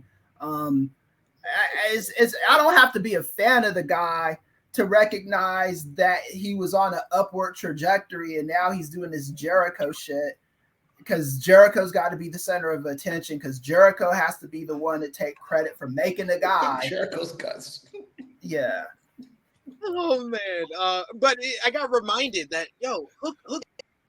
It wasn't even like we could say like, oh man, Hook was where Orange was like at All Out. It was just like in January he had that match with Samoa Joe. Yeah. Elevated, and then they followed it up with. Why did you think a world title match and then a feud with Chris Jericho was going to work after it didn't work with Ricky Starks last year? Last year, you did the same thing, and that killed Ricky It made Ricky firmly into the mid card until Well, Punk decided that he wanted to feud with him. yeah, what about Action Andretti? Like, none of these. No, but I'm talking about the formula of world title match and then feud with Jericho. It's Ricky Starks and it's Hook. That doesn't work. It's twice now. They've proven that does not work. But here we are. We gotta digress. We got Power Driver Finisher says no. TK has dropped the ball with Brian Keith. He says, What did Freddie Ross like, say? Brian, You can't drop the ball for mid Carter. You just go get another one.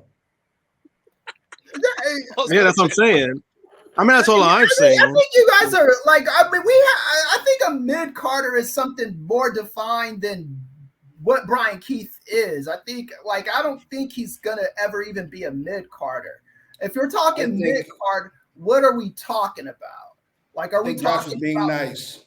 I mean, I said the mid Carter nice as in like he's the mid guy that they probably just gonna beat, and he's the one. He's gonna work. He should be on the same level as Kyle Fletcher. He should be feuding for the Ring of Honor TV title.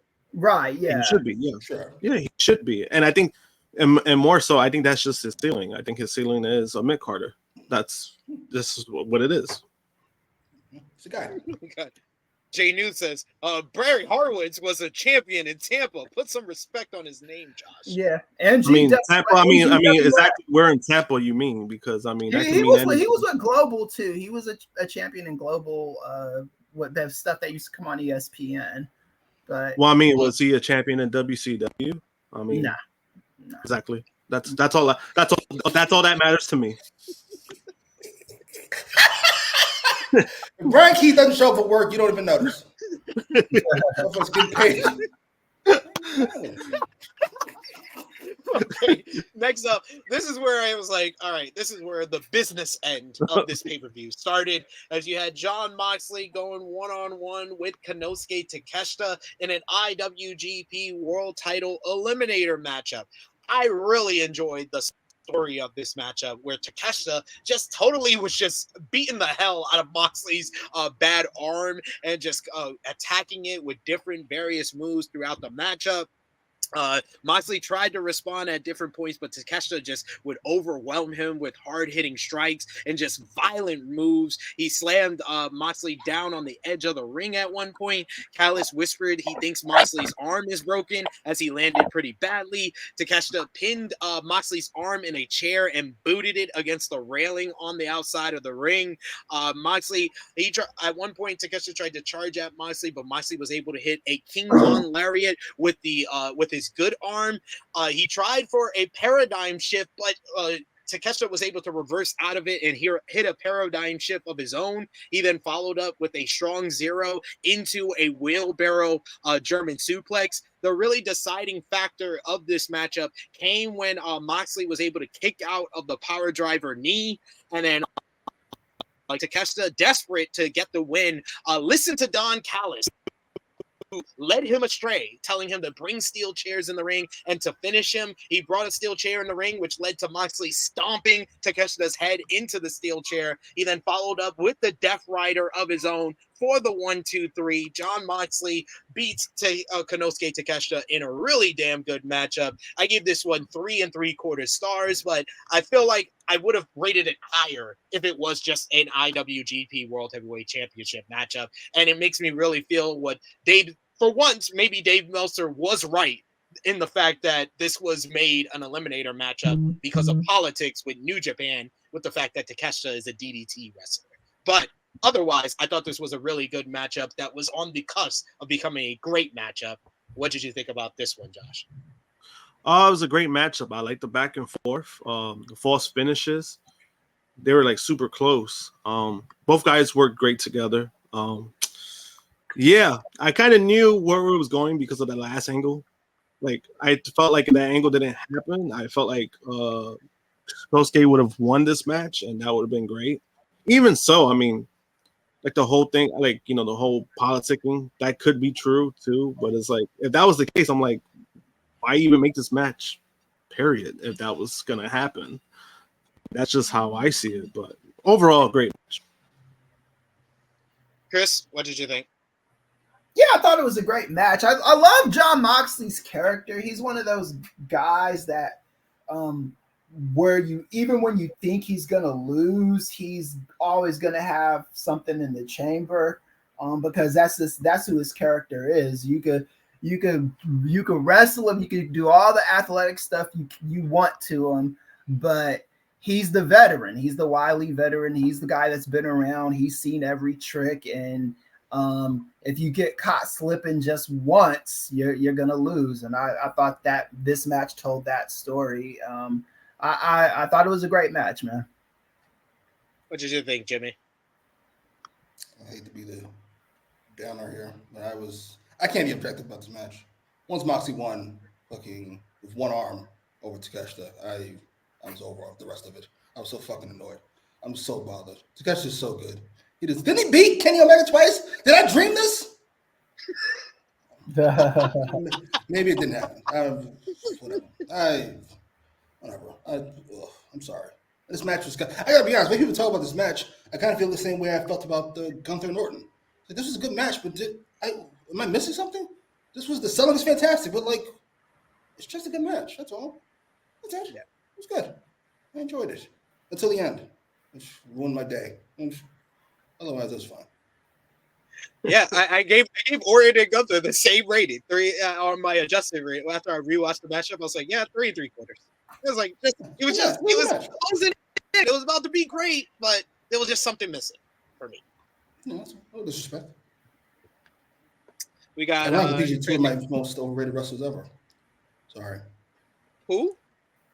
I said these two matches featured two of my most overrated wrestlers ever. Sorry. Moxley and Orton. No John Moxley, one of your most overrated wrestlers ever. Are you serious? So in the ring. He's one of the best promos in the business. In the ring.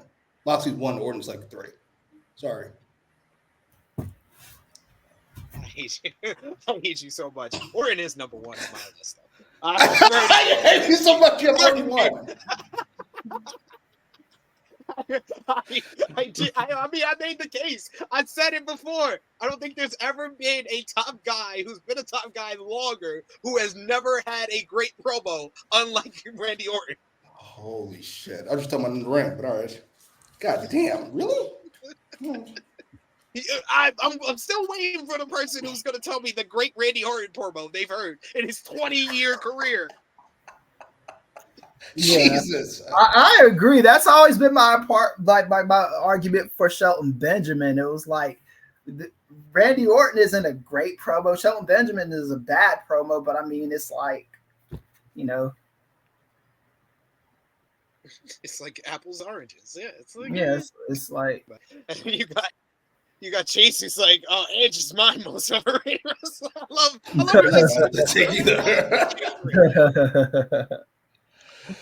Speaking of which, we had Adam Copeland defending the TNT Championship in a barbed wire steel cage matchup against Malachi Black. Of course, Adam Copeland came out with a Brood-esque entrance. South of Heaven by Slayer played as he rose from the stage in a ring of fire. The Brood was shown on the big screen, so the Brood has come to AEW. It is now All Elite. Both men started off the match swinging chairs right away at one another. Black went for the end kick, but Copeland was able to dodge and grab some barbed wire and scraped him across the face with it, busting him open. Black tried for a powerbomb, but he was further scraped with the barbed wire again. Black looked for the end again, but Copeland was able to hit an impaler, which would be some foreshadowing. Copeland charged for a corner spear, but landed in the ropes. He was able to stop himself from landing on the barbed wire, but then Black tripped him up and busted him open with the barbed wire in the corner. Both men were bleeding big time in this one. You get Black using a barbed wire bat and scraping Copeland across the face with it. Copeland returned the favor by breaking the Black over across the head of Black before placing him on a table. Copeland climbed the ropes, but Black was able to kick his legs out and crotch Copeland. He then landed a big powerbomb through a table for a near fall. He tried for the end kick again, but he missed once again. Copeland tried and countered into a spear for a 2 count. Copeland set up another table. This time he wrapped Black in barbed wire on the table. And oh my God, what the fuck was he thinking? What the fuck? Did he know what he was gonna do when he climbed this huge ladder, this huge steel cage, 15 feet in the air, and this motherfucker had to blow out a knee. He is too tall and too old for me to say that he is healthy after this matchup, because dude landed right on his feet off this elbow drop. I was like, what are you doing? Black was able to kick out. The adrenaline was just going in Copeland because he just continued without really selling the effects of that one. Black was able to finally hit the end kick, only for Copeland to kick out. Black pulled out a spool of barbed wire and tried to stab Copeland with it, which created a hole in the ring, which would come back to us later. Copeland was placed against the cage door, and Black kicked him out of the ring, out of the steel cage, onto the floor. Both men were down on the floor. When the House of Black showed up, they were on the side of Malachi, and then turned over and walked to the side of Adam Copeland after he teased that he was going to take over the House of Black and make them part of his family. This got everybody. This sold everybody a bill of goods in that building. The whole building was like, oh, as Black looked scared at Brody and Buddy turning their back on him. But it was all a ruse as King took his head off with a big lariat. Everyone was back in the ring. Black placed Copeland's wedding ring around his neck as a chain. Copeland had a crown of barbed wire thorns adorned his head. He was wrapped in barbed wire. He seemed like he was dead to rights. When the lights started to flicker and go red, all of a sudden, Matthews and King realized that there was someone coming up from that hole in the ring, and they were misted by blood from Gangrel is here. Gangrel hits the impaler on Matthews. Black decked him with a knee to the face. Copeland flew in with a big spear as he was still wrapped in the barbed wire, and then he wrapped the barbed wire crown across Black's head, and then locked on the grindhouse crossface submission. Black faded away and went out cold as Copeland retained the AEW TNT Championship in a crazy, wild, bloody war here. Copeland ripped his wedding ring off of Malachi's neck, and then Gangrel smiled. The two men hugged as the Brood reunited here. The House of Black retreated as Gangrel and Copeland finally got their moment that they wanted at WrestleMania 39 last year here in Las Vegas at Double or Nothing. This match, I really feel overachieved. I give it 4 stars. I thought it was a wild, bloody war that felt fitting of the stipulation of the barbed wire steel cage matchup, and the Gangrel cameo popped me and felt appropriate with the buildup that we seen leading up to this. Jimmy, what did you think about Copeland and Black? This match was a fun mess. I really enjoyed it. Edge spot at the top of the cage is up there for me. It's one of the scariest spots ever. I thought for sure he broke both his ankles. But apparently it was all right. It was all good. And he's strong enough to take out the entire House of Black. This match was fun, but get rid of this group. Sorry. I'm over it. It's about starting and stopping the push. I'm over the House of Black. No more spooky promos about how you're going to do nothing. You talk all that shit for months and you never do anything, ever. You can win matches, you don't win belts. Stop it. That was good. This was fun. Gangrel cameo. I hope this is not a permanent thing. I don't like the recent overrating we've done of the Brood here, as if they were a big deal in their time. They weren't. I was there. Knock it off. This is fun. 4 stars or so. They lasted a cup of coffee, folks. They lasted a cup of coffee. We've been through this. Chris, what did you think about Copeland and Black's barbed wire steel cage match? I thought it was a good, fun match. They had a lot of the religious Judeo-Christian iconography in the match. It wasn't as tasteless as they did at ECW, where they just took the fucking cross and just tried to crucify the Sandman, but it was still there, you know. With the crown of thorns and having him in the crucifix thing. It was a cool match. I don't know if House of Black, if they're still complaining about their spot in AEW, because I don't think they're getting this kind of TV time if they were to jump ship and go to WWE. I think they're in a pretty good spot, and it might not be what they want, but I could see it being worse. So I think this match was a good match. Everybody served their purpose. Good to see Gangrel. The last time I saw Gangrel was on that the dark side of wrestling, where he was talking about still an old dude's girl. What's her Luna? name? Yeah, Luna Vachon. That's the last time I saw him. He used to live in LA, and I'd see him around, but I think he's in Florida now. But yeah, this was a fun match. It was a fun match, and yeah, like you were saying about that Edge landing on his feet, jumping off of that. I'm in my 40s, and that would do something to me. I could imagine being That shit would have blew out my knee. I'm 36. Yeah, like that blew out my knee. Like right when I turned, I'm short. And I'm short. I'm not 6'3", 6'4". Right. Yeah, like right when I turned about 34, those days for me were not happening no more with me doing Daredevil shit like that. But yeah, it was a fun match, yeah. And this is all comes down to this dude, Copeland, yo. He is so motivated to be here. He wants to do shit he never did before, never would think about doing in WWE. He would have never thought about doing that spot. That's why Christian would do most of the high risk spots in like the ladder matches and stuff, because Copeland, he took a bunch of his bumps in those ladder matches is why he had to end his career early and took 9 years off. Right. Josh, what did you think about Copeland and Black here? It was a fun matchup.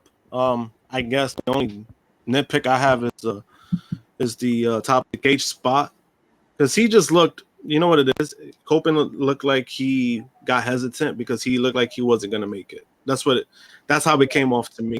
So then when he ended up jumping off, it just looked like those 90s shows when they use like somebody's like flying or like getting thrown and he just was like a dummy. That's like he looked. Because like the way he just jumped off, it was just like, bro, where are you going? Like, that's like when Kel used to do that repair. Yeah, like be the dummy. Yeah, that's what it looked like. So I'm like, it really looked like he wasn't sure what he wanted to do. Like he wanted to go for a splash, and then he just, oh shit, I'm not gonna make it. Elbow. Like at that point, it's just like, bro, I was like, man, you were better off just not doing it. I didn't need that spot anyway. Yeah. I mean, overall, it was a good match. It was a great match. They did fool me with that almost like that fake turn. That was a good spot too. Yeah.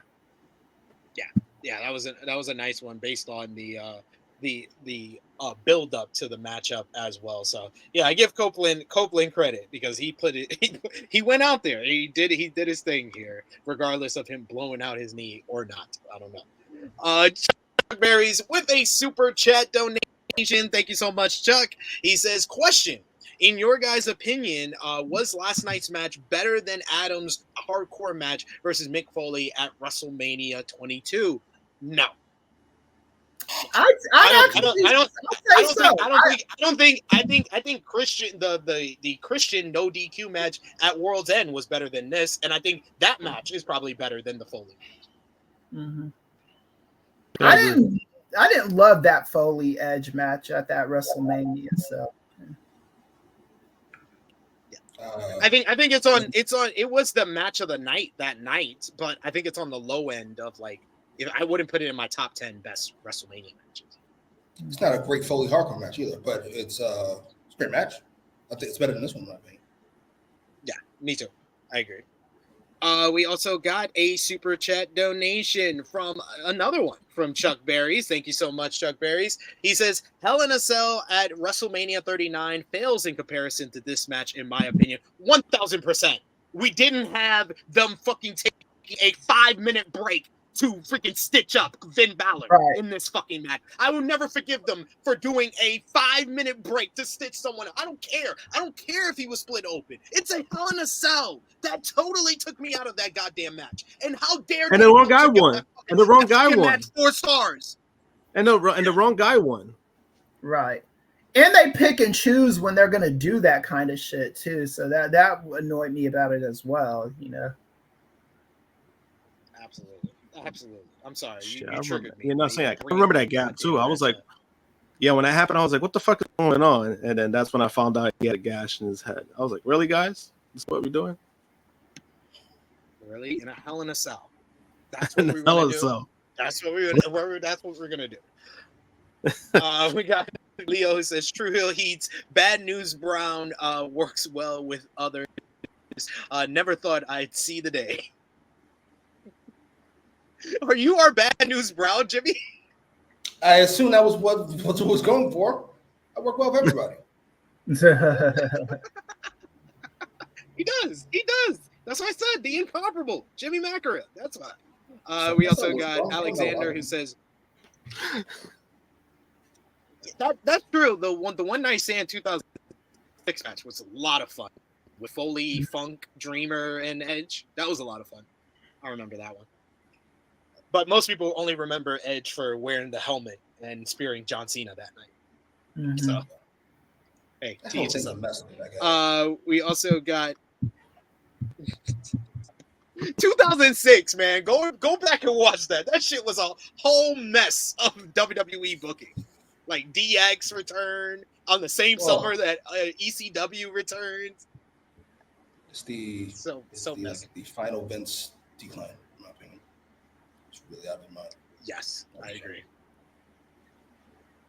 Lexi Nair is backstage with Don Callis, who said that it was a mixed bag tonight for the family, but Callis said that it was a great night. It's never been brighter. Callis put over Orange Cassidy and said that he has a scoop. This Wednesday, he's presenting a contract to the newest member of the Don Callis family. So do you think he's going to offer the contract to Orange Cassidy? Because he didn't say he was offering the contract to Orange Cassidy. Who do you think he offers it to on Wednesday, Jimmy? Don Callis is an idiot. In kayfabe, he's out of his fucking mind. I'll never forget the Jericho thing. I think he offers it to Trent. I don't think he tries to get Orange Cassidy because it's fucking dope. Mm-hmm. I think they'll do some AEW screwy, we got you thing. Who cares?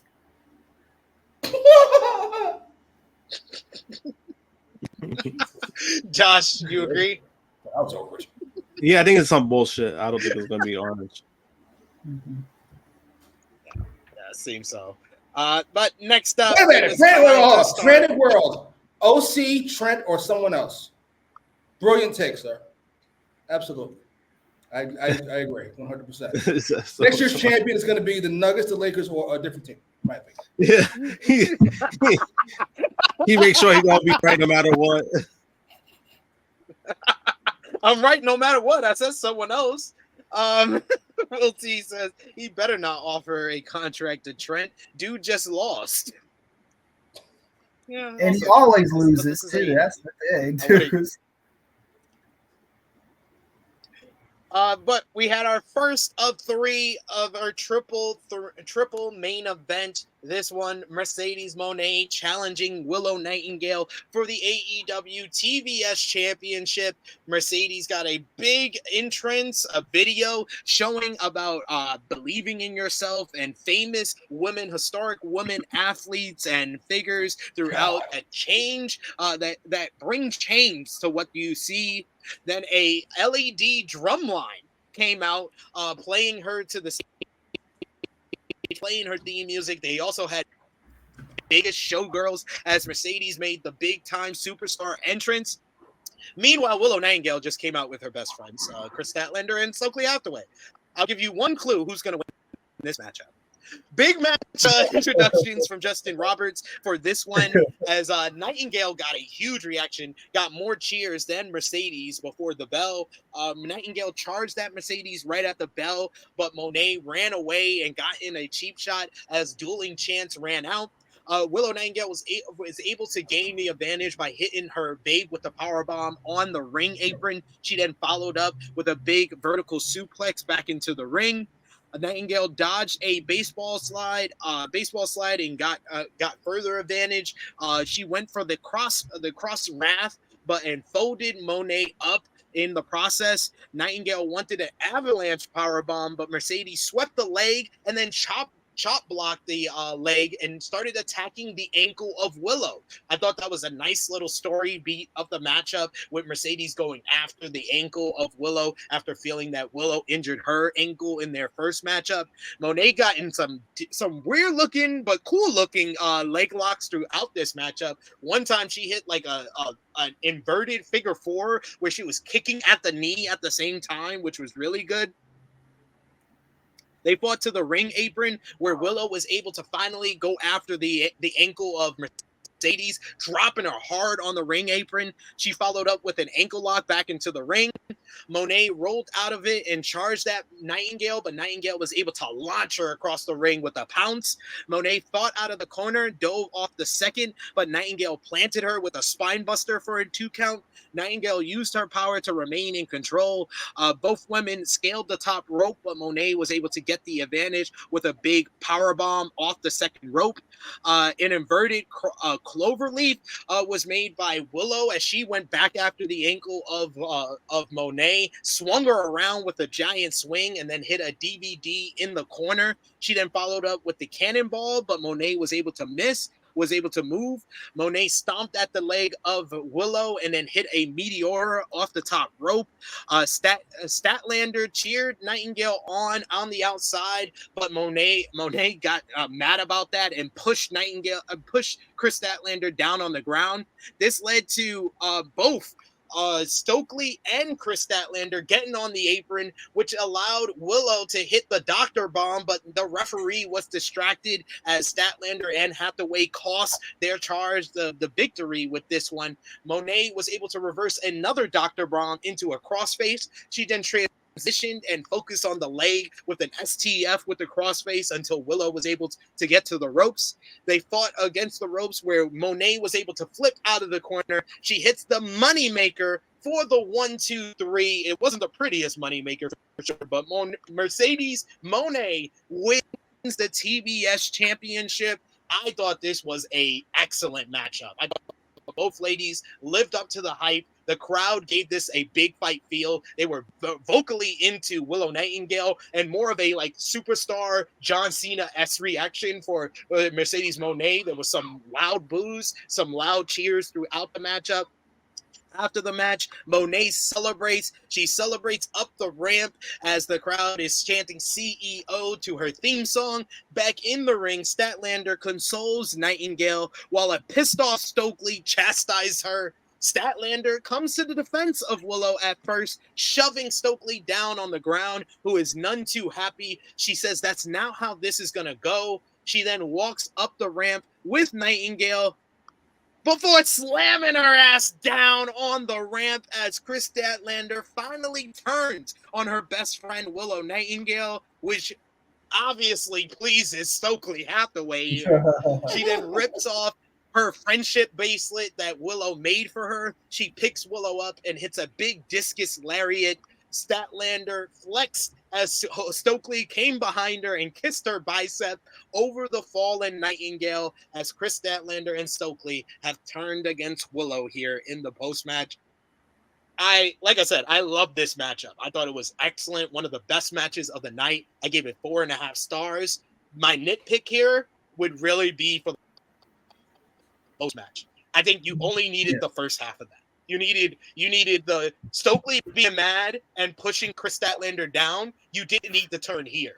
I wish they would have saved the turn for Dynamite, not here, because the turn is really much overshadowed by Mercedes winning and what happened in the main event, and then everything else that happened throughout the night, and they moved on very quickly without letting it marinate the heel turn. So I wish they would have saved it for Dynamite instead of here. Jimmy, what did you think about the match and the turn by Chris Statlander?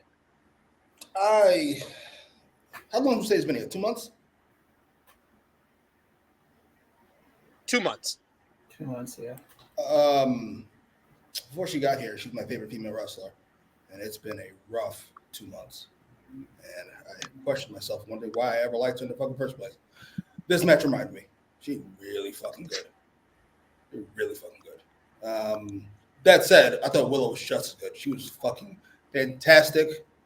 If this was a more competent booker, I would say a superstar is born, but I have my fucking doubts.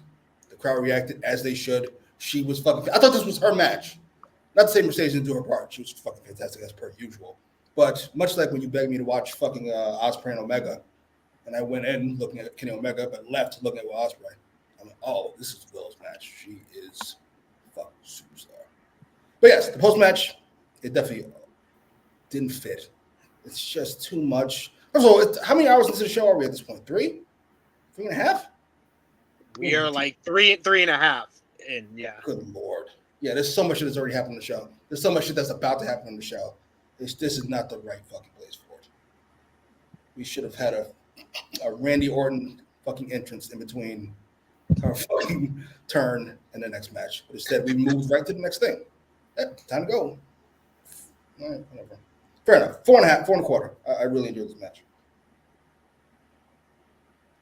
Chris, what did you think about Mercedes versus Willow 2 and the heel turn by Chris Statlander and Stokely?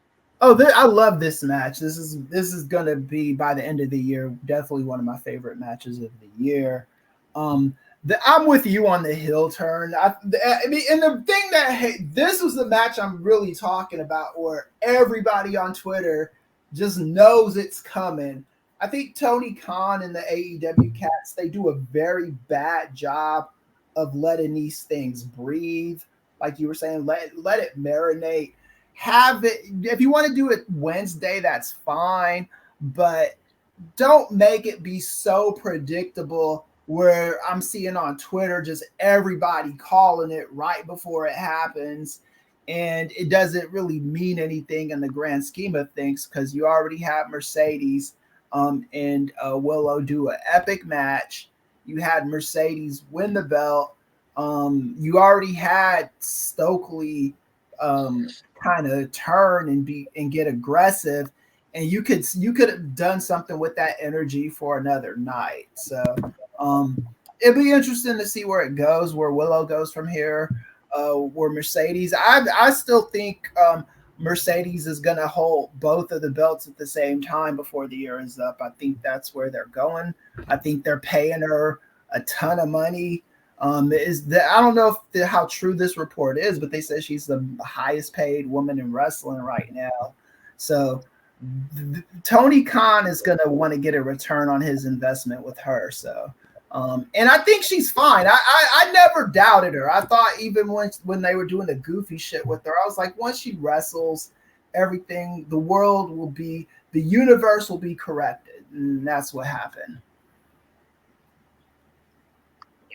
Yeah, me and Jimmy said it. We was like, yeah, it took them a while to figure out what Mercedes was as a character, but we knew that the good part of Mercedes was once the bell rang, and that's what happened here. Josh, what did you think about Mercedes Willow 2 and the heel turn by Chris?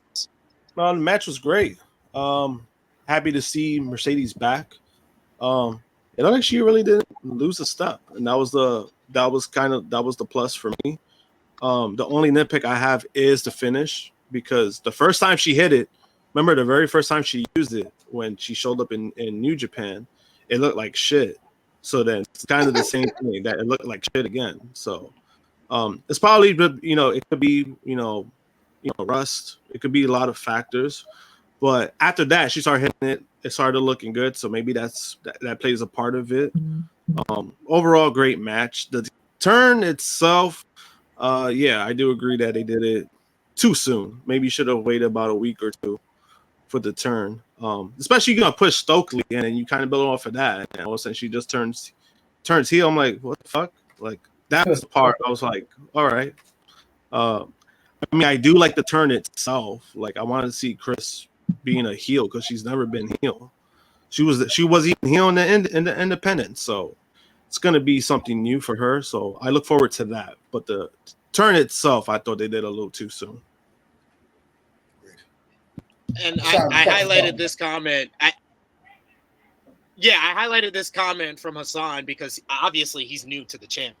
Because we've been the ones talking about how this whole buildup has been making Willow Nightingale into the top babyface, into the future top babyface of the women's division for weeks. So welcome to the channel, Hassan. Don't say nobody. Say nobody except for True Heel Heat been talking about how the build, and I wouldn't even say that because I've heard multiple platforms talking about how super over Willow has been made throughout the buildup of this matchup. So welcome to the channel, and think try Tony out some other Storm and channels Gabe that was are better doing. match than this one. Enough. Welcome to the channel and beat it. Get out of here. Enough. Jesus. Yeah. Oh, we got Alexander who says, I have a feeling Camille will join Statlander and Stokely. I think you should just keep it Stokely and Statlander at this point. Yeah. No more groups. No more groups of any fucking kind on this fucking promotion. We No kind more of, groups.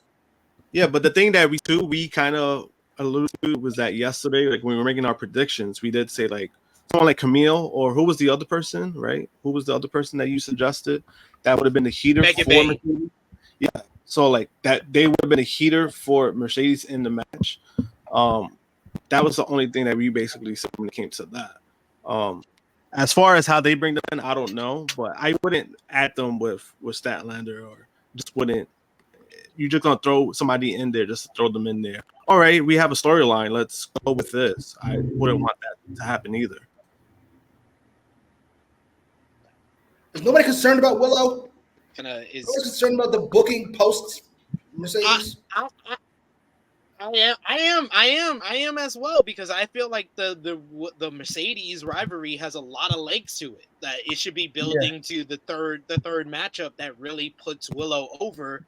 But I feel like you do the turn because this is what's going to bide her time, and she's going to win this feud in the end against Kris Statlander, which will bring her back to Mercedes.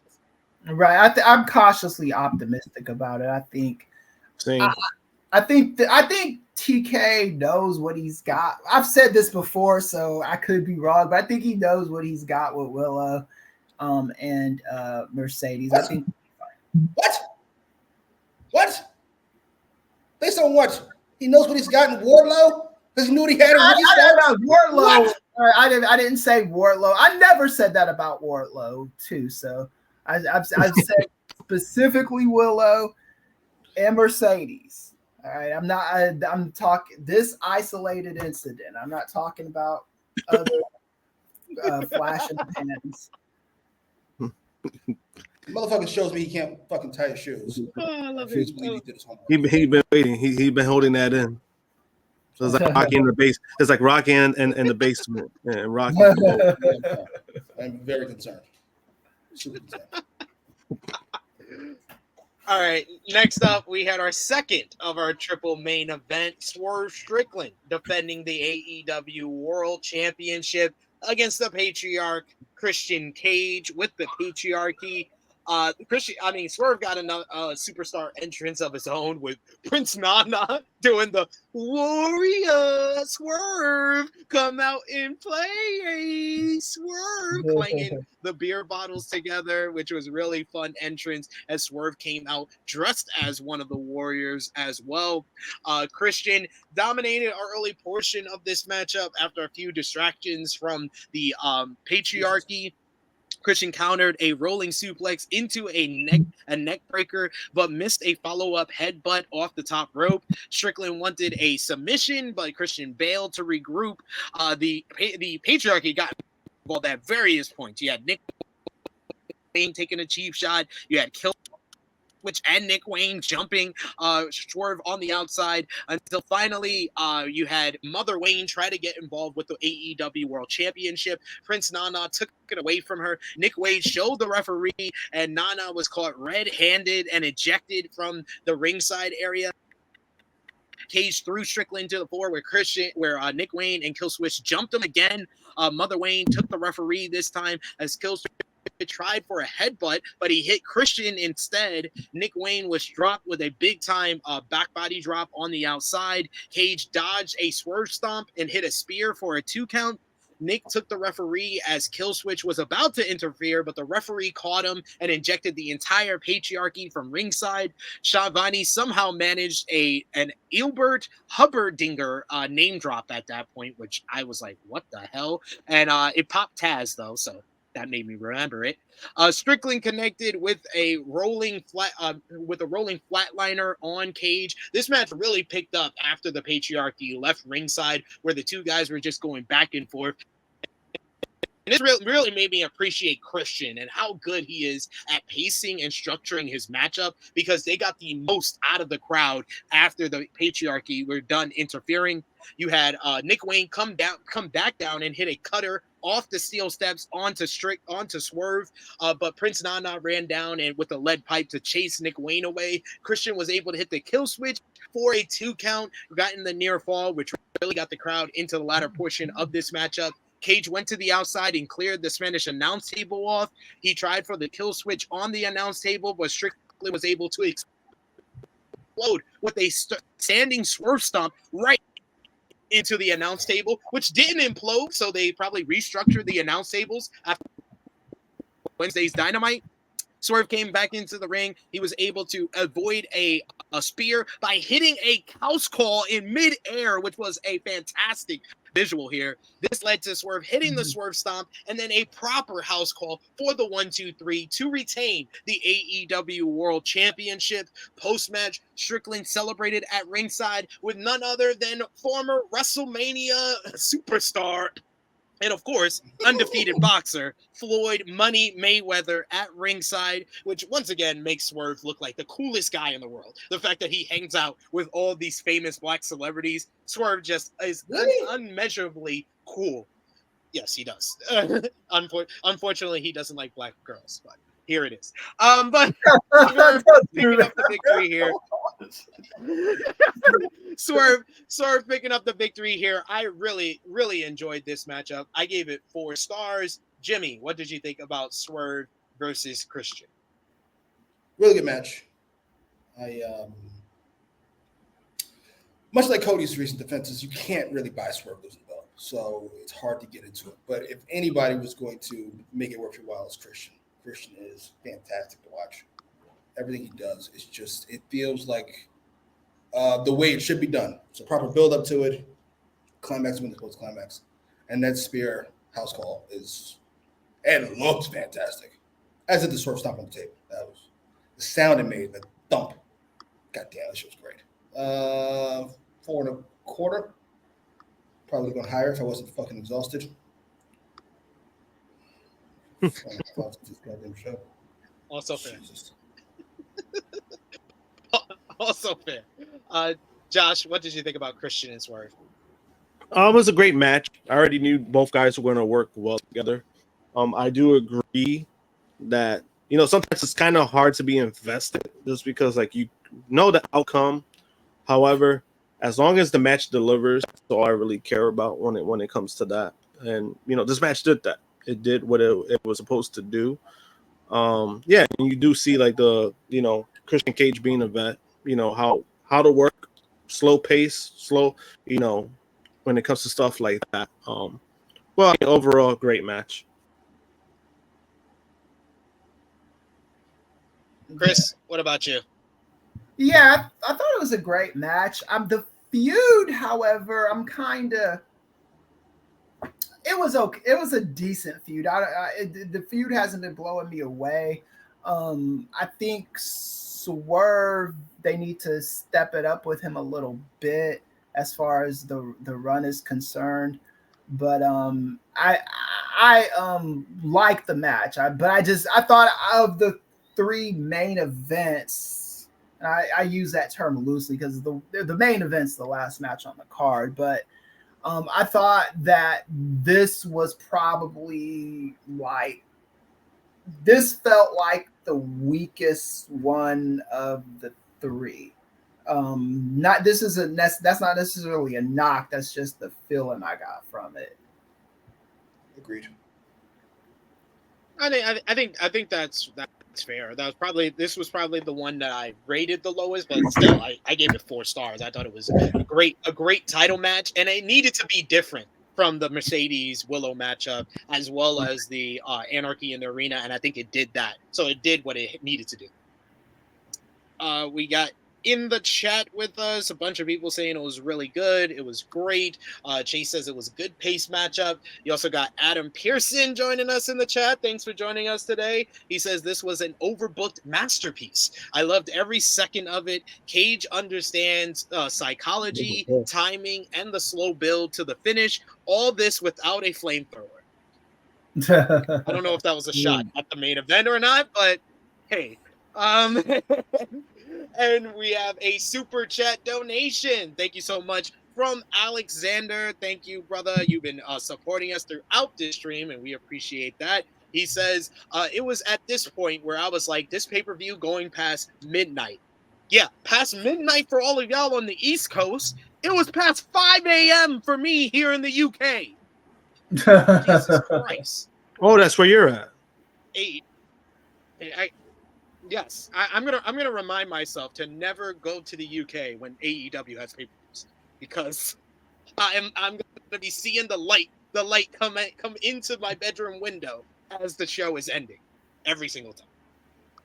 But here we are. But finally, the show closed with the main event, as Chris said, the Anarchy in the Arena, the Elite, Matthew and Nicholas Jackson, Kazuchika Okada, and Jack Perry versus Team AEW's Bryan Danielson, Darby Allin, Dax Hardwood, and Cash Wheeler of FTR. And my, oh my, did this have one of the best starts to an Anarchy in the Arena, because the first Anarchy in the Arena was great with Moxley's Wild Thing, playing throughout. You had the little bit of a miscue with the live Wild Thing performance last year with the guy with the blackface and stuff.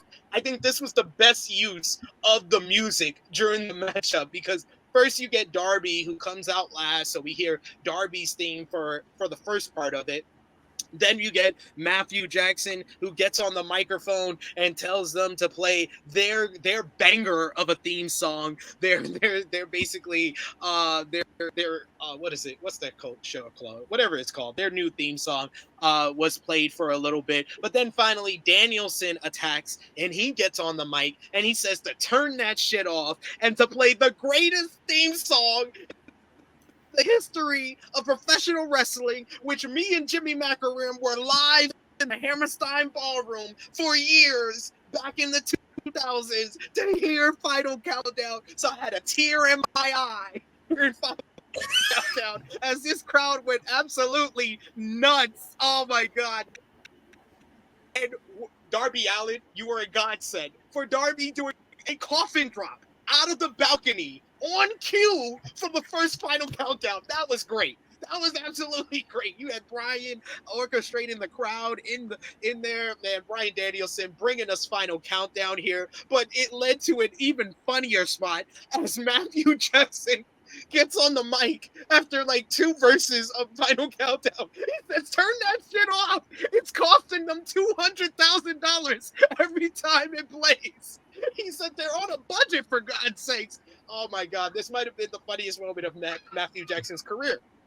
The music stops as Perry and Allin are fighting on the outside. You have Okada, who's wielding a Rainmaker drive sign before clearing the barricade for a nice little dive on Danielson. Darby tries to drown Jack Perry in a bucket of cold water outside. They continue brawling to the parking garage where Perry smashes him with a pipe. He then chokes him with the pipe as he lays him across some garbage. Next thing, we go back to the arena where everybody's fighting around in the crowd and at ringside. And then we see back outside as everybody's getting into the ring to fight. Jack Perry is now driving a scapegoat bus and runs into the pile of trash where we think that Darby Allin is pretty much dead at this point. But eventually Darby Allin makes it back into the arena before Jack Perry, who Jack Perry crashes into something and hits his head on the steering wheel. Darby Allin makes his way back out. At this point, I noticed that Darby has a face protective mask like he's Rip Hamilton, but it has thumbtacks on it, and he's headbutting people. This is insane. The Young Bucks take him out and drag him over to their their Cody Vader, and they tell them to lift up the sign, and they lay him down into the Cody Vader and let it go down. We get the Meltzer driver on the poker chips on Bryan Danielson, which always scares me when Bryan takes any type of power drivers at this point. You get dives off the stage by first by Okada with an elbow drop on Dax Hardwood through a table below the ramp.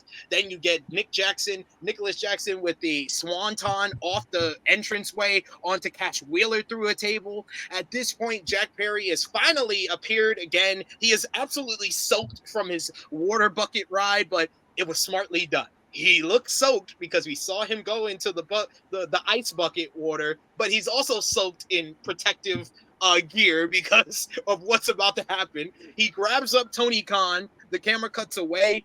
Darby Allin then reappears with a flamethrower. The Young Bucks kind of scurry away and bail away. Jack Perry doesn't know what's about to happen as Jack Perry throws Tony Khan out onto the stage, and Tony Khan does a cartoonish roll down the ramp, which is on social media and is about to be viral at this point. This leads to Darby Allin setting Jack Perry's feet on fucking fire, which the Young Bucks immediately have a fire extinguisher to try to take him out. They blow the fire extinguisher at Darby to finally put the flamethrower out. Back in the ring, Okada adores a sleeve of thumbtacks on his arm and delivers a rainmaker to Wheeler with it. Then Okada brings out the Young Bucks Reebok sneakers, Reebok pumps, which have thumbtacks at the bottom. They then get Darby Allin back into the ring, and they hog tie him from his broken foot. They hang him upside down like he's a fucking piñata. Before they're able to bring him up to the top, Dax Hardwood and Cash Wheeler try to interfere and get involved. They hit a pretty looking shatter machine, which was perfectly timed on Nicholas Jackson. It looks like Dax Hardwood's about to power drive Okada when Matthew Jackson comes in with an exploding steel chair and explodes it right into Dax Hardwood's face. They finally hang Darby Allin up like a piano for way too long, to the point that the match ends with the crowd saying, "Please help Darby," because this dude was hung upside down for about 10 minutes. The blood rushing to his head. He's being hung up by a broken ankle. The Young Bucks deliver the Reebok pump thumbtack super kick to Darby Allin's broken nose. Oh my God, that's insane. They hit a rainmaker on Bryan. They hit the EVP trigger on Bryan, and then Jack Perry finally reappears after being attended by doctors and I guess the fire department after being set on fire. He comes in the ring. He hits the glass-jawed knee strike for the 1-2-3 to give the Elite the victory in an absolutely insane Anarchy in the Arena that I said it on social media. I will say it here. That felt like the finale of the stipulation. It's like, what else can you fucking do with that stipulation than what they did in this matchup? We had fire, we had a bus, we had thumbtack Reeboks, we had people being hung up like a piñata. This lived up to everything it guaranteed. And just for the chaos and the shenanigans of it, this is not a bell-to-bell, classic technical wrestling matchup or a clash of styles. But as far as the stipulation, this is exactly what I wanted, and I thought it was absolutely perfect for the stip. I gave it 5 stars. I love this matchup. This was just outrageous shenanigans in the best way possible to me. Josh, what did you think about Anarchy in the Arena 3? I mean, it was fun to watch. I mean, it was complete fuckery, so it's like, I mean, there's not much you could really ask for, right? When it comes to these kind of matches. Yeah, the fucking the flame throwing spot was fucking insane because I just thought he was just gonna like fuck around with it. Darby was able to do what Eddie Kingston wanted to do a long time ago. So I mean, maybe that should in the first Anarchy in the Arena. Yeah.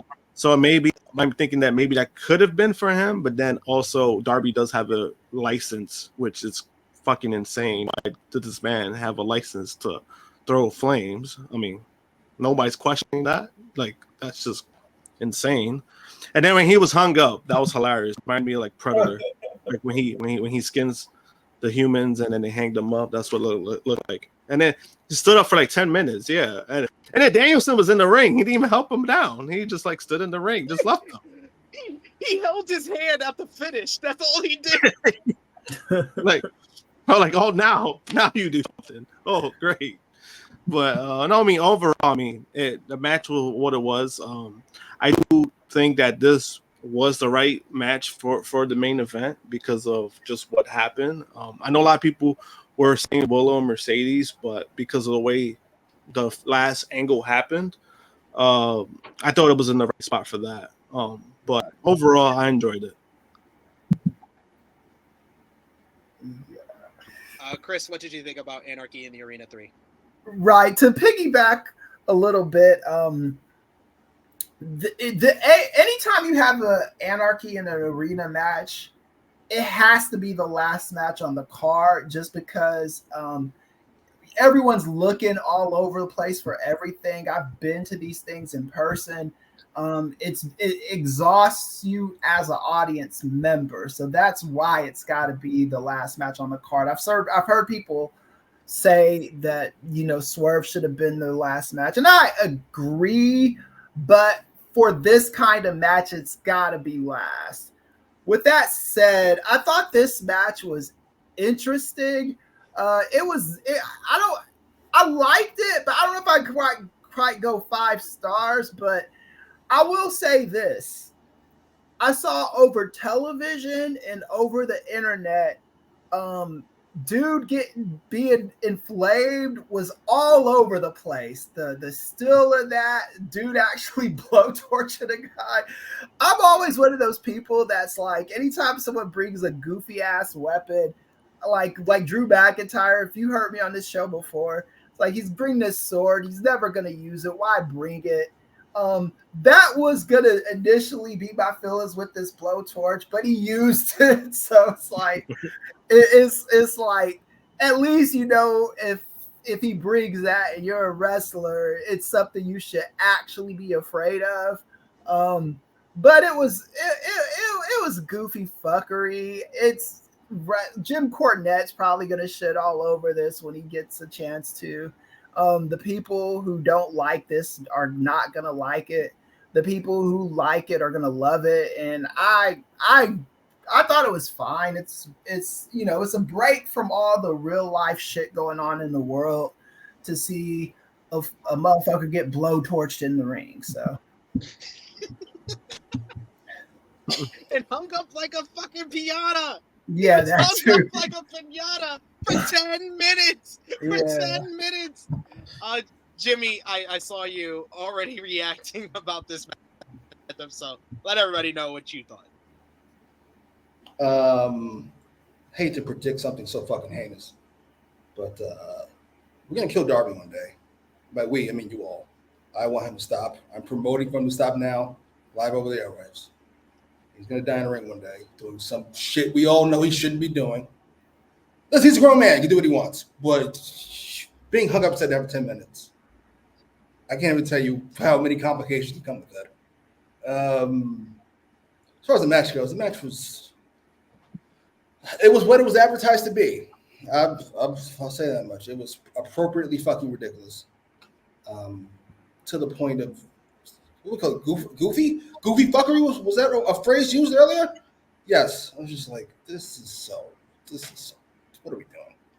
Hey, I see a motherfucker set on fire. And I got to see it. I'll say that much. I'm glad I didn't miss that. I'm not gonna give it a star rating because it doesn't deserve one. And it wasn't like how they did with MVP and Kane, where like part of his arm catches on fire. And this was a big, like, if you haven't seen it, you need to see it. But you probably seen it because it's all over the fucking place. I can't escape my television or my internet without seeing it. I'm assuming you can escape your television without seeing Jack Ferguson on fire. Yeah. So if that was a goal, mission accomplished, because this shit did go viral. Jack was practicing that for months too. Jack Perry, he was practicing that for months for whatever fucking reason. Hey, let me try to set myself on fire. Apparently, he was doing that months ago, so he finally got to do it. Dude. see no issues. I give it up. I give it up for them. I didn't think they could do any crazier than the last 2 years, but this was probably crazier than the last 2 years of Anarchy in the Arena. Like just saying someone got drowned, someone drove a bus and tried to run over somebody, someone got set on fire, someone got hung up from the building, someone got super kicked with thumbtack sneakers, to the point that the exploding steel chair shot is like the 7th biggest thing in the matchup. Definitely had to close the show. That's what, yeah, it had to. There's no question. But yes, that brings us to a close for AEW Double or Nothing 2024. Let us know. Last call for super chat donations in the chat. We got one right here from Alexander Fitzgerald. Once again, thank you so much, Alexander. We appreciate the support. He says MJF, Darby, and Jack Perry are on the card and over with the crowd. The other pillar, Sammy, I don't know where he fits with AEW right now. I don't either at this point. Yeah. Wild sneak. MJF, Darby, and Jack Perry all over with the crowd. Fucking Steve Austin, Triple H, and X-Pac, all WWF superstars. Good job. Absolutely. Crazy sneak. Knock it off. Hey, Xbox was in a better position than Pete Gas. That's where Sammy Guevara's at. He's Oh my god. Sammy will be fine. I'm just saying. He's got Jericho as a benefactor. Look at Luther. He's still got a job. Right, yeah. Luther eating good right now with Tony. He eating good. Yeah, he get to hang out with 2 beautiful blondes, and he get paid. He got a consistent job. He good. All right, Swerve. Take it easy. Don't you do that. Don't do that to me. All right. Let's close out the show. Final call for super chat donations, and let us know your match of the night. MVP, LVP, thumbs up, thumbs down, thumbs in the middle, and out of 10, what did you give the show? For all of us, let's put our thumbs in the middle. For AEW Double or Nothing 2024, thumbs up, thumbs down, thumbs in the middle in 3, 2, 1. Thumbs up across the board from all 4 of us. Jimmy, out of 10, what did you give the show? 7. I don't think it reached the highs of previous AEW pay-per-views, and some of the lows were fucking heinous. Overall, though, it's really good event. Willow and Mercedes, other main events, and the opener, Ospreay, fucking fantastic. I agree with you. I'm just a little higher. I would give it 7.5. I think the triple main events really raised the stock on this one, on this show. I think it really brought it up to like a 7.5 level for me. Like I gave King and Queen of the Ring 7.5 out of 10. This show 7.5 out of 10. Josh, about 7.5. Good opener. The last 3 matches were good. 2 of those matches could have been televised show, could have been on the TV, regular weekly shows. But overall, great. Overall, it was good. Definitely better than last year's Double or Nothing. Mm-hmm. Chris, what did you give it out of 10? Yeah, I give it like 7 3/4 out of 10. I think it was a decent show. I think they're setting things in motion, and I expect a really good summer out of AEW. Absolutely. Frantic World, you ever wondered why your ratings are so much higher than everybody else's all the fucking time? You ever considered that? Capture a groupie? Have you considered this? Just asking. I'm here to help. Jimmy, You may not have thought about it. Jimmy, what was your match of the night? I'm going with, oh shit. I was about to say Willow and Mercedes with a whole bunch of confidence. I forgot about the opener. Shit. I'm going with the opener. The opener was perfect.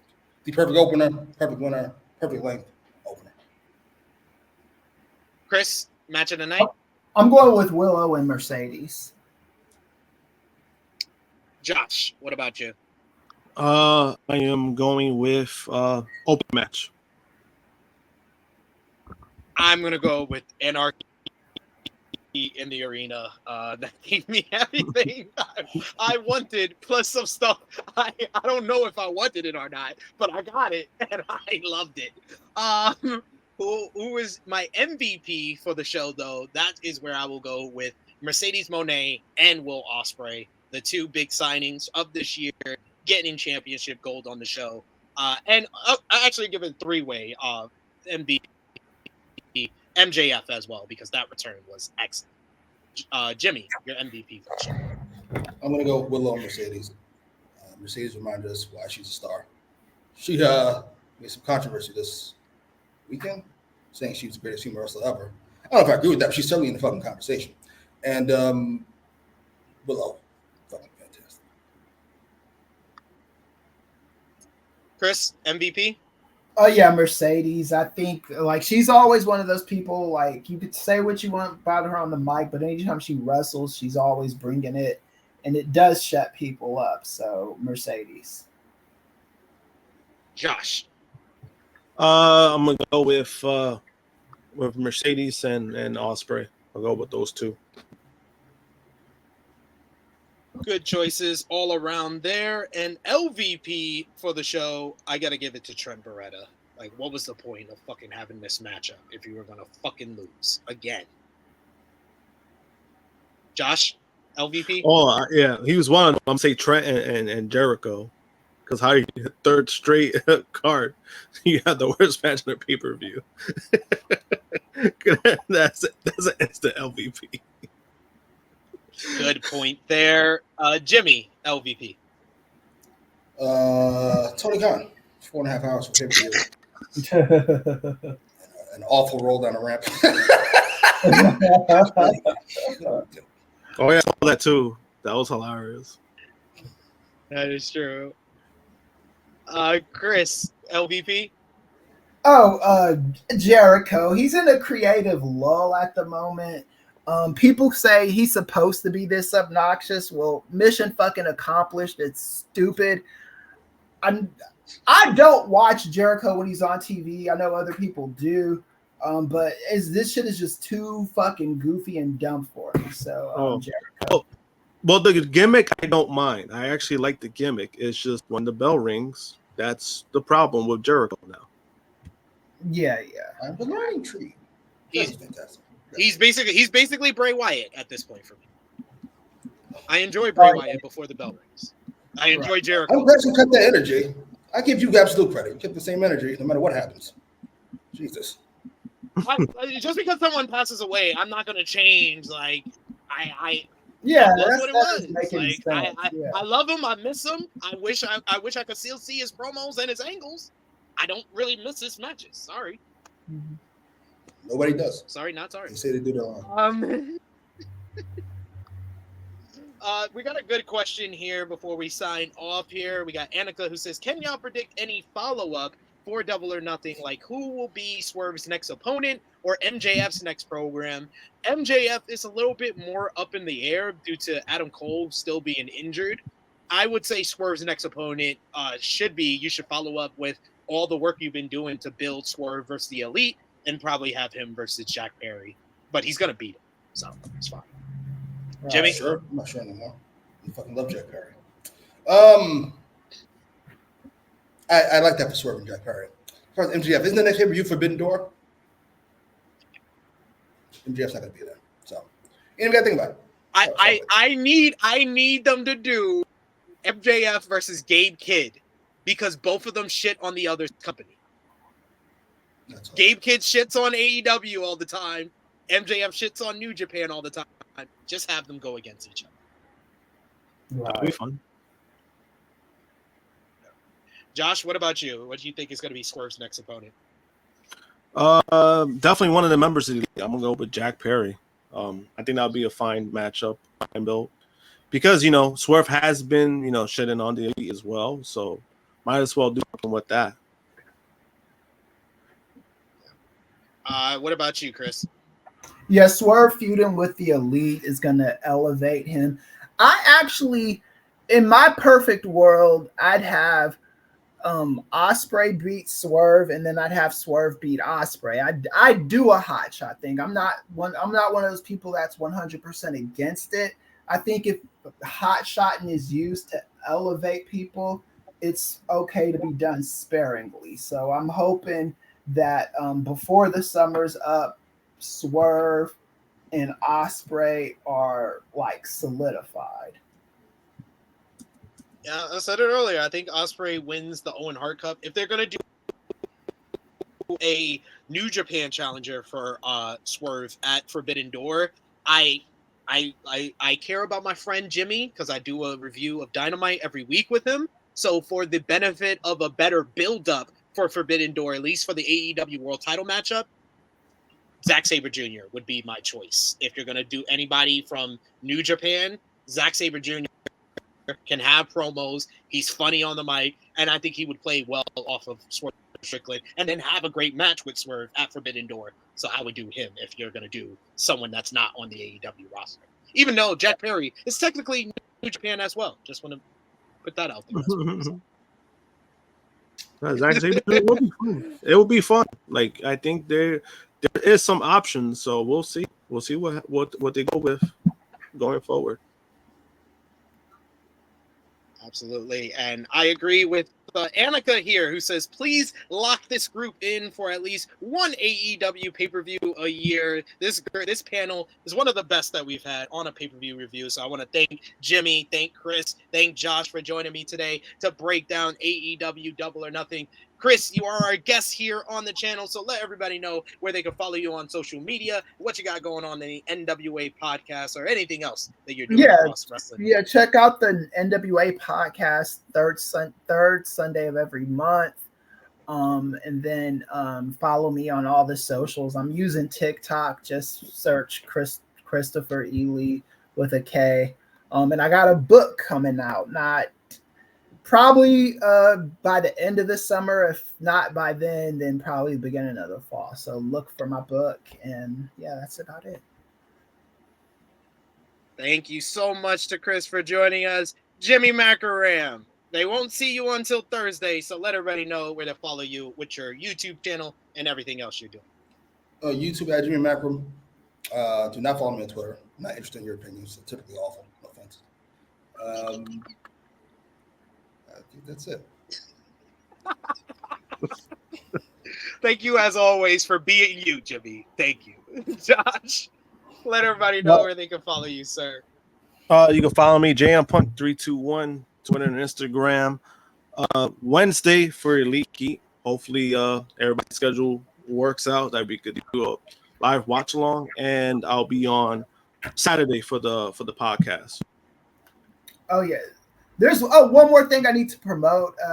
Me, Nate, and Wei Ting are going to be reviewing this album WrestleMania sometime this week. I think on Thursday, so look for that. And didn't you guys review the Kendrick and Drake? I heard. Yeah, we did. Yeah, we talked about that too. So look for that on the Kings of Sport. We did do a deep dive into that beef. Yeah, entertaining stuff.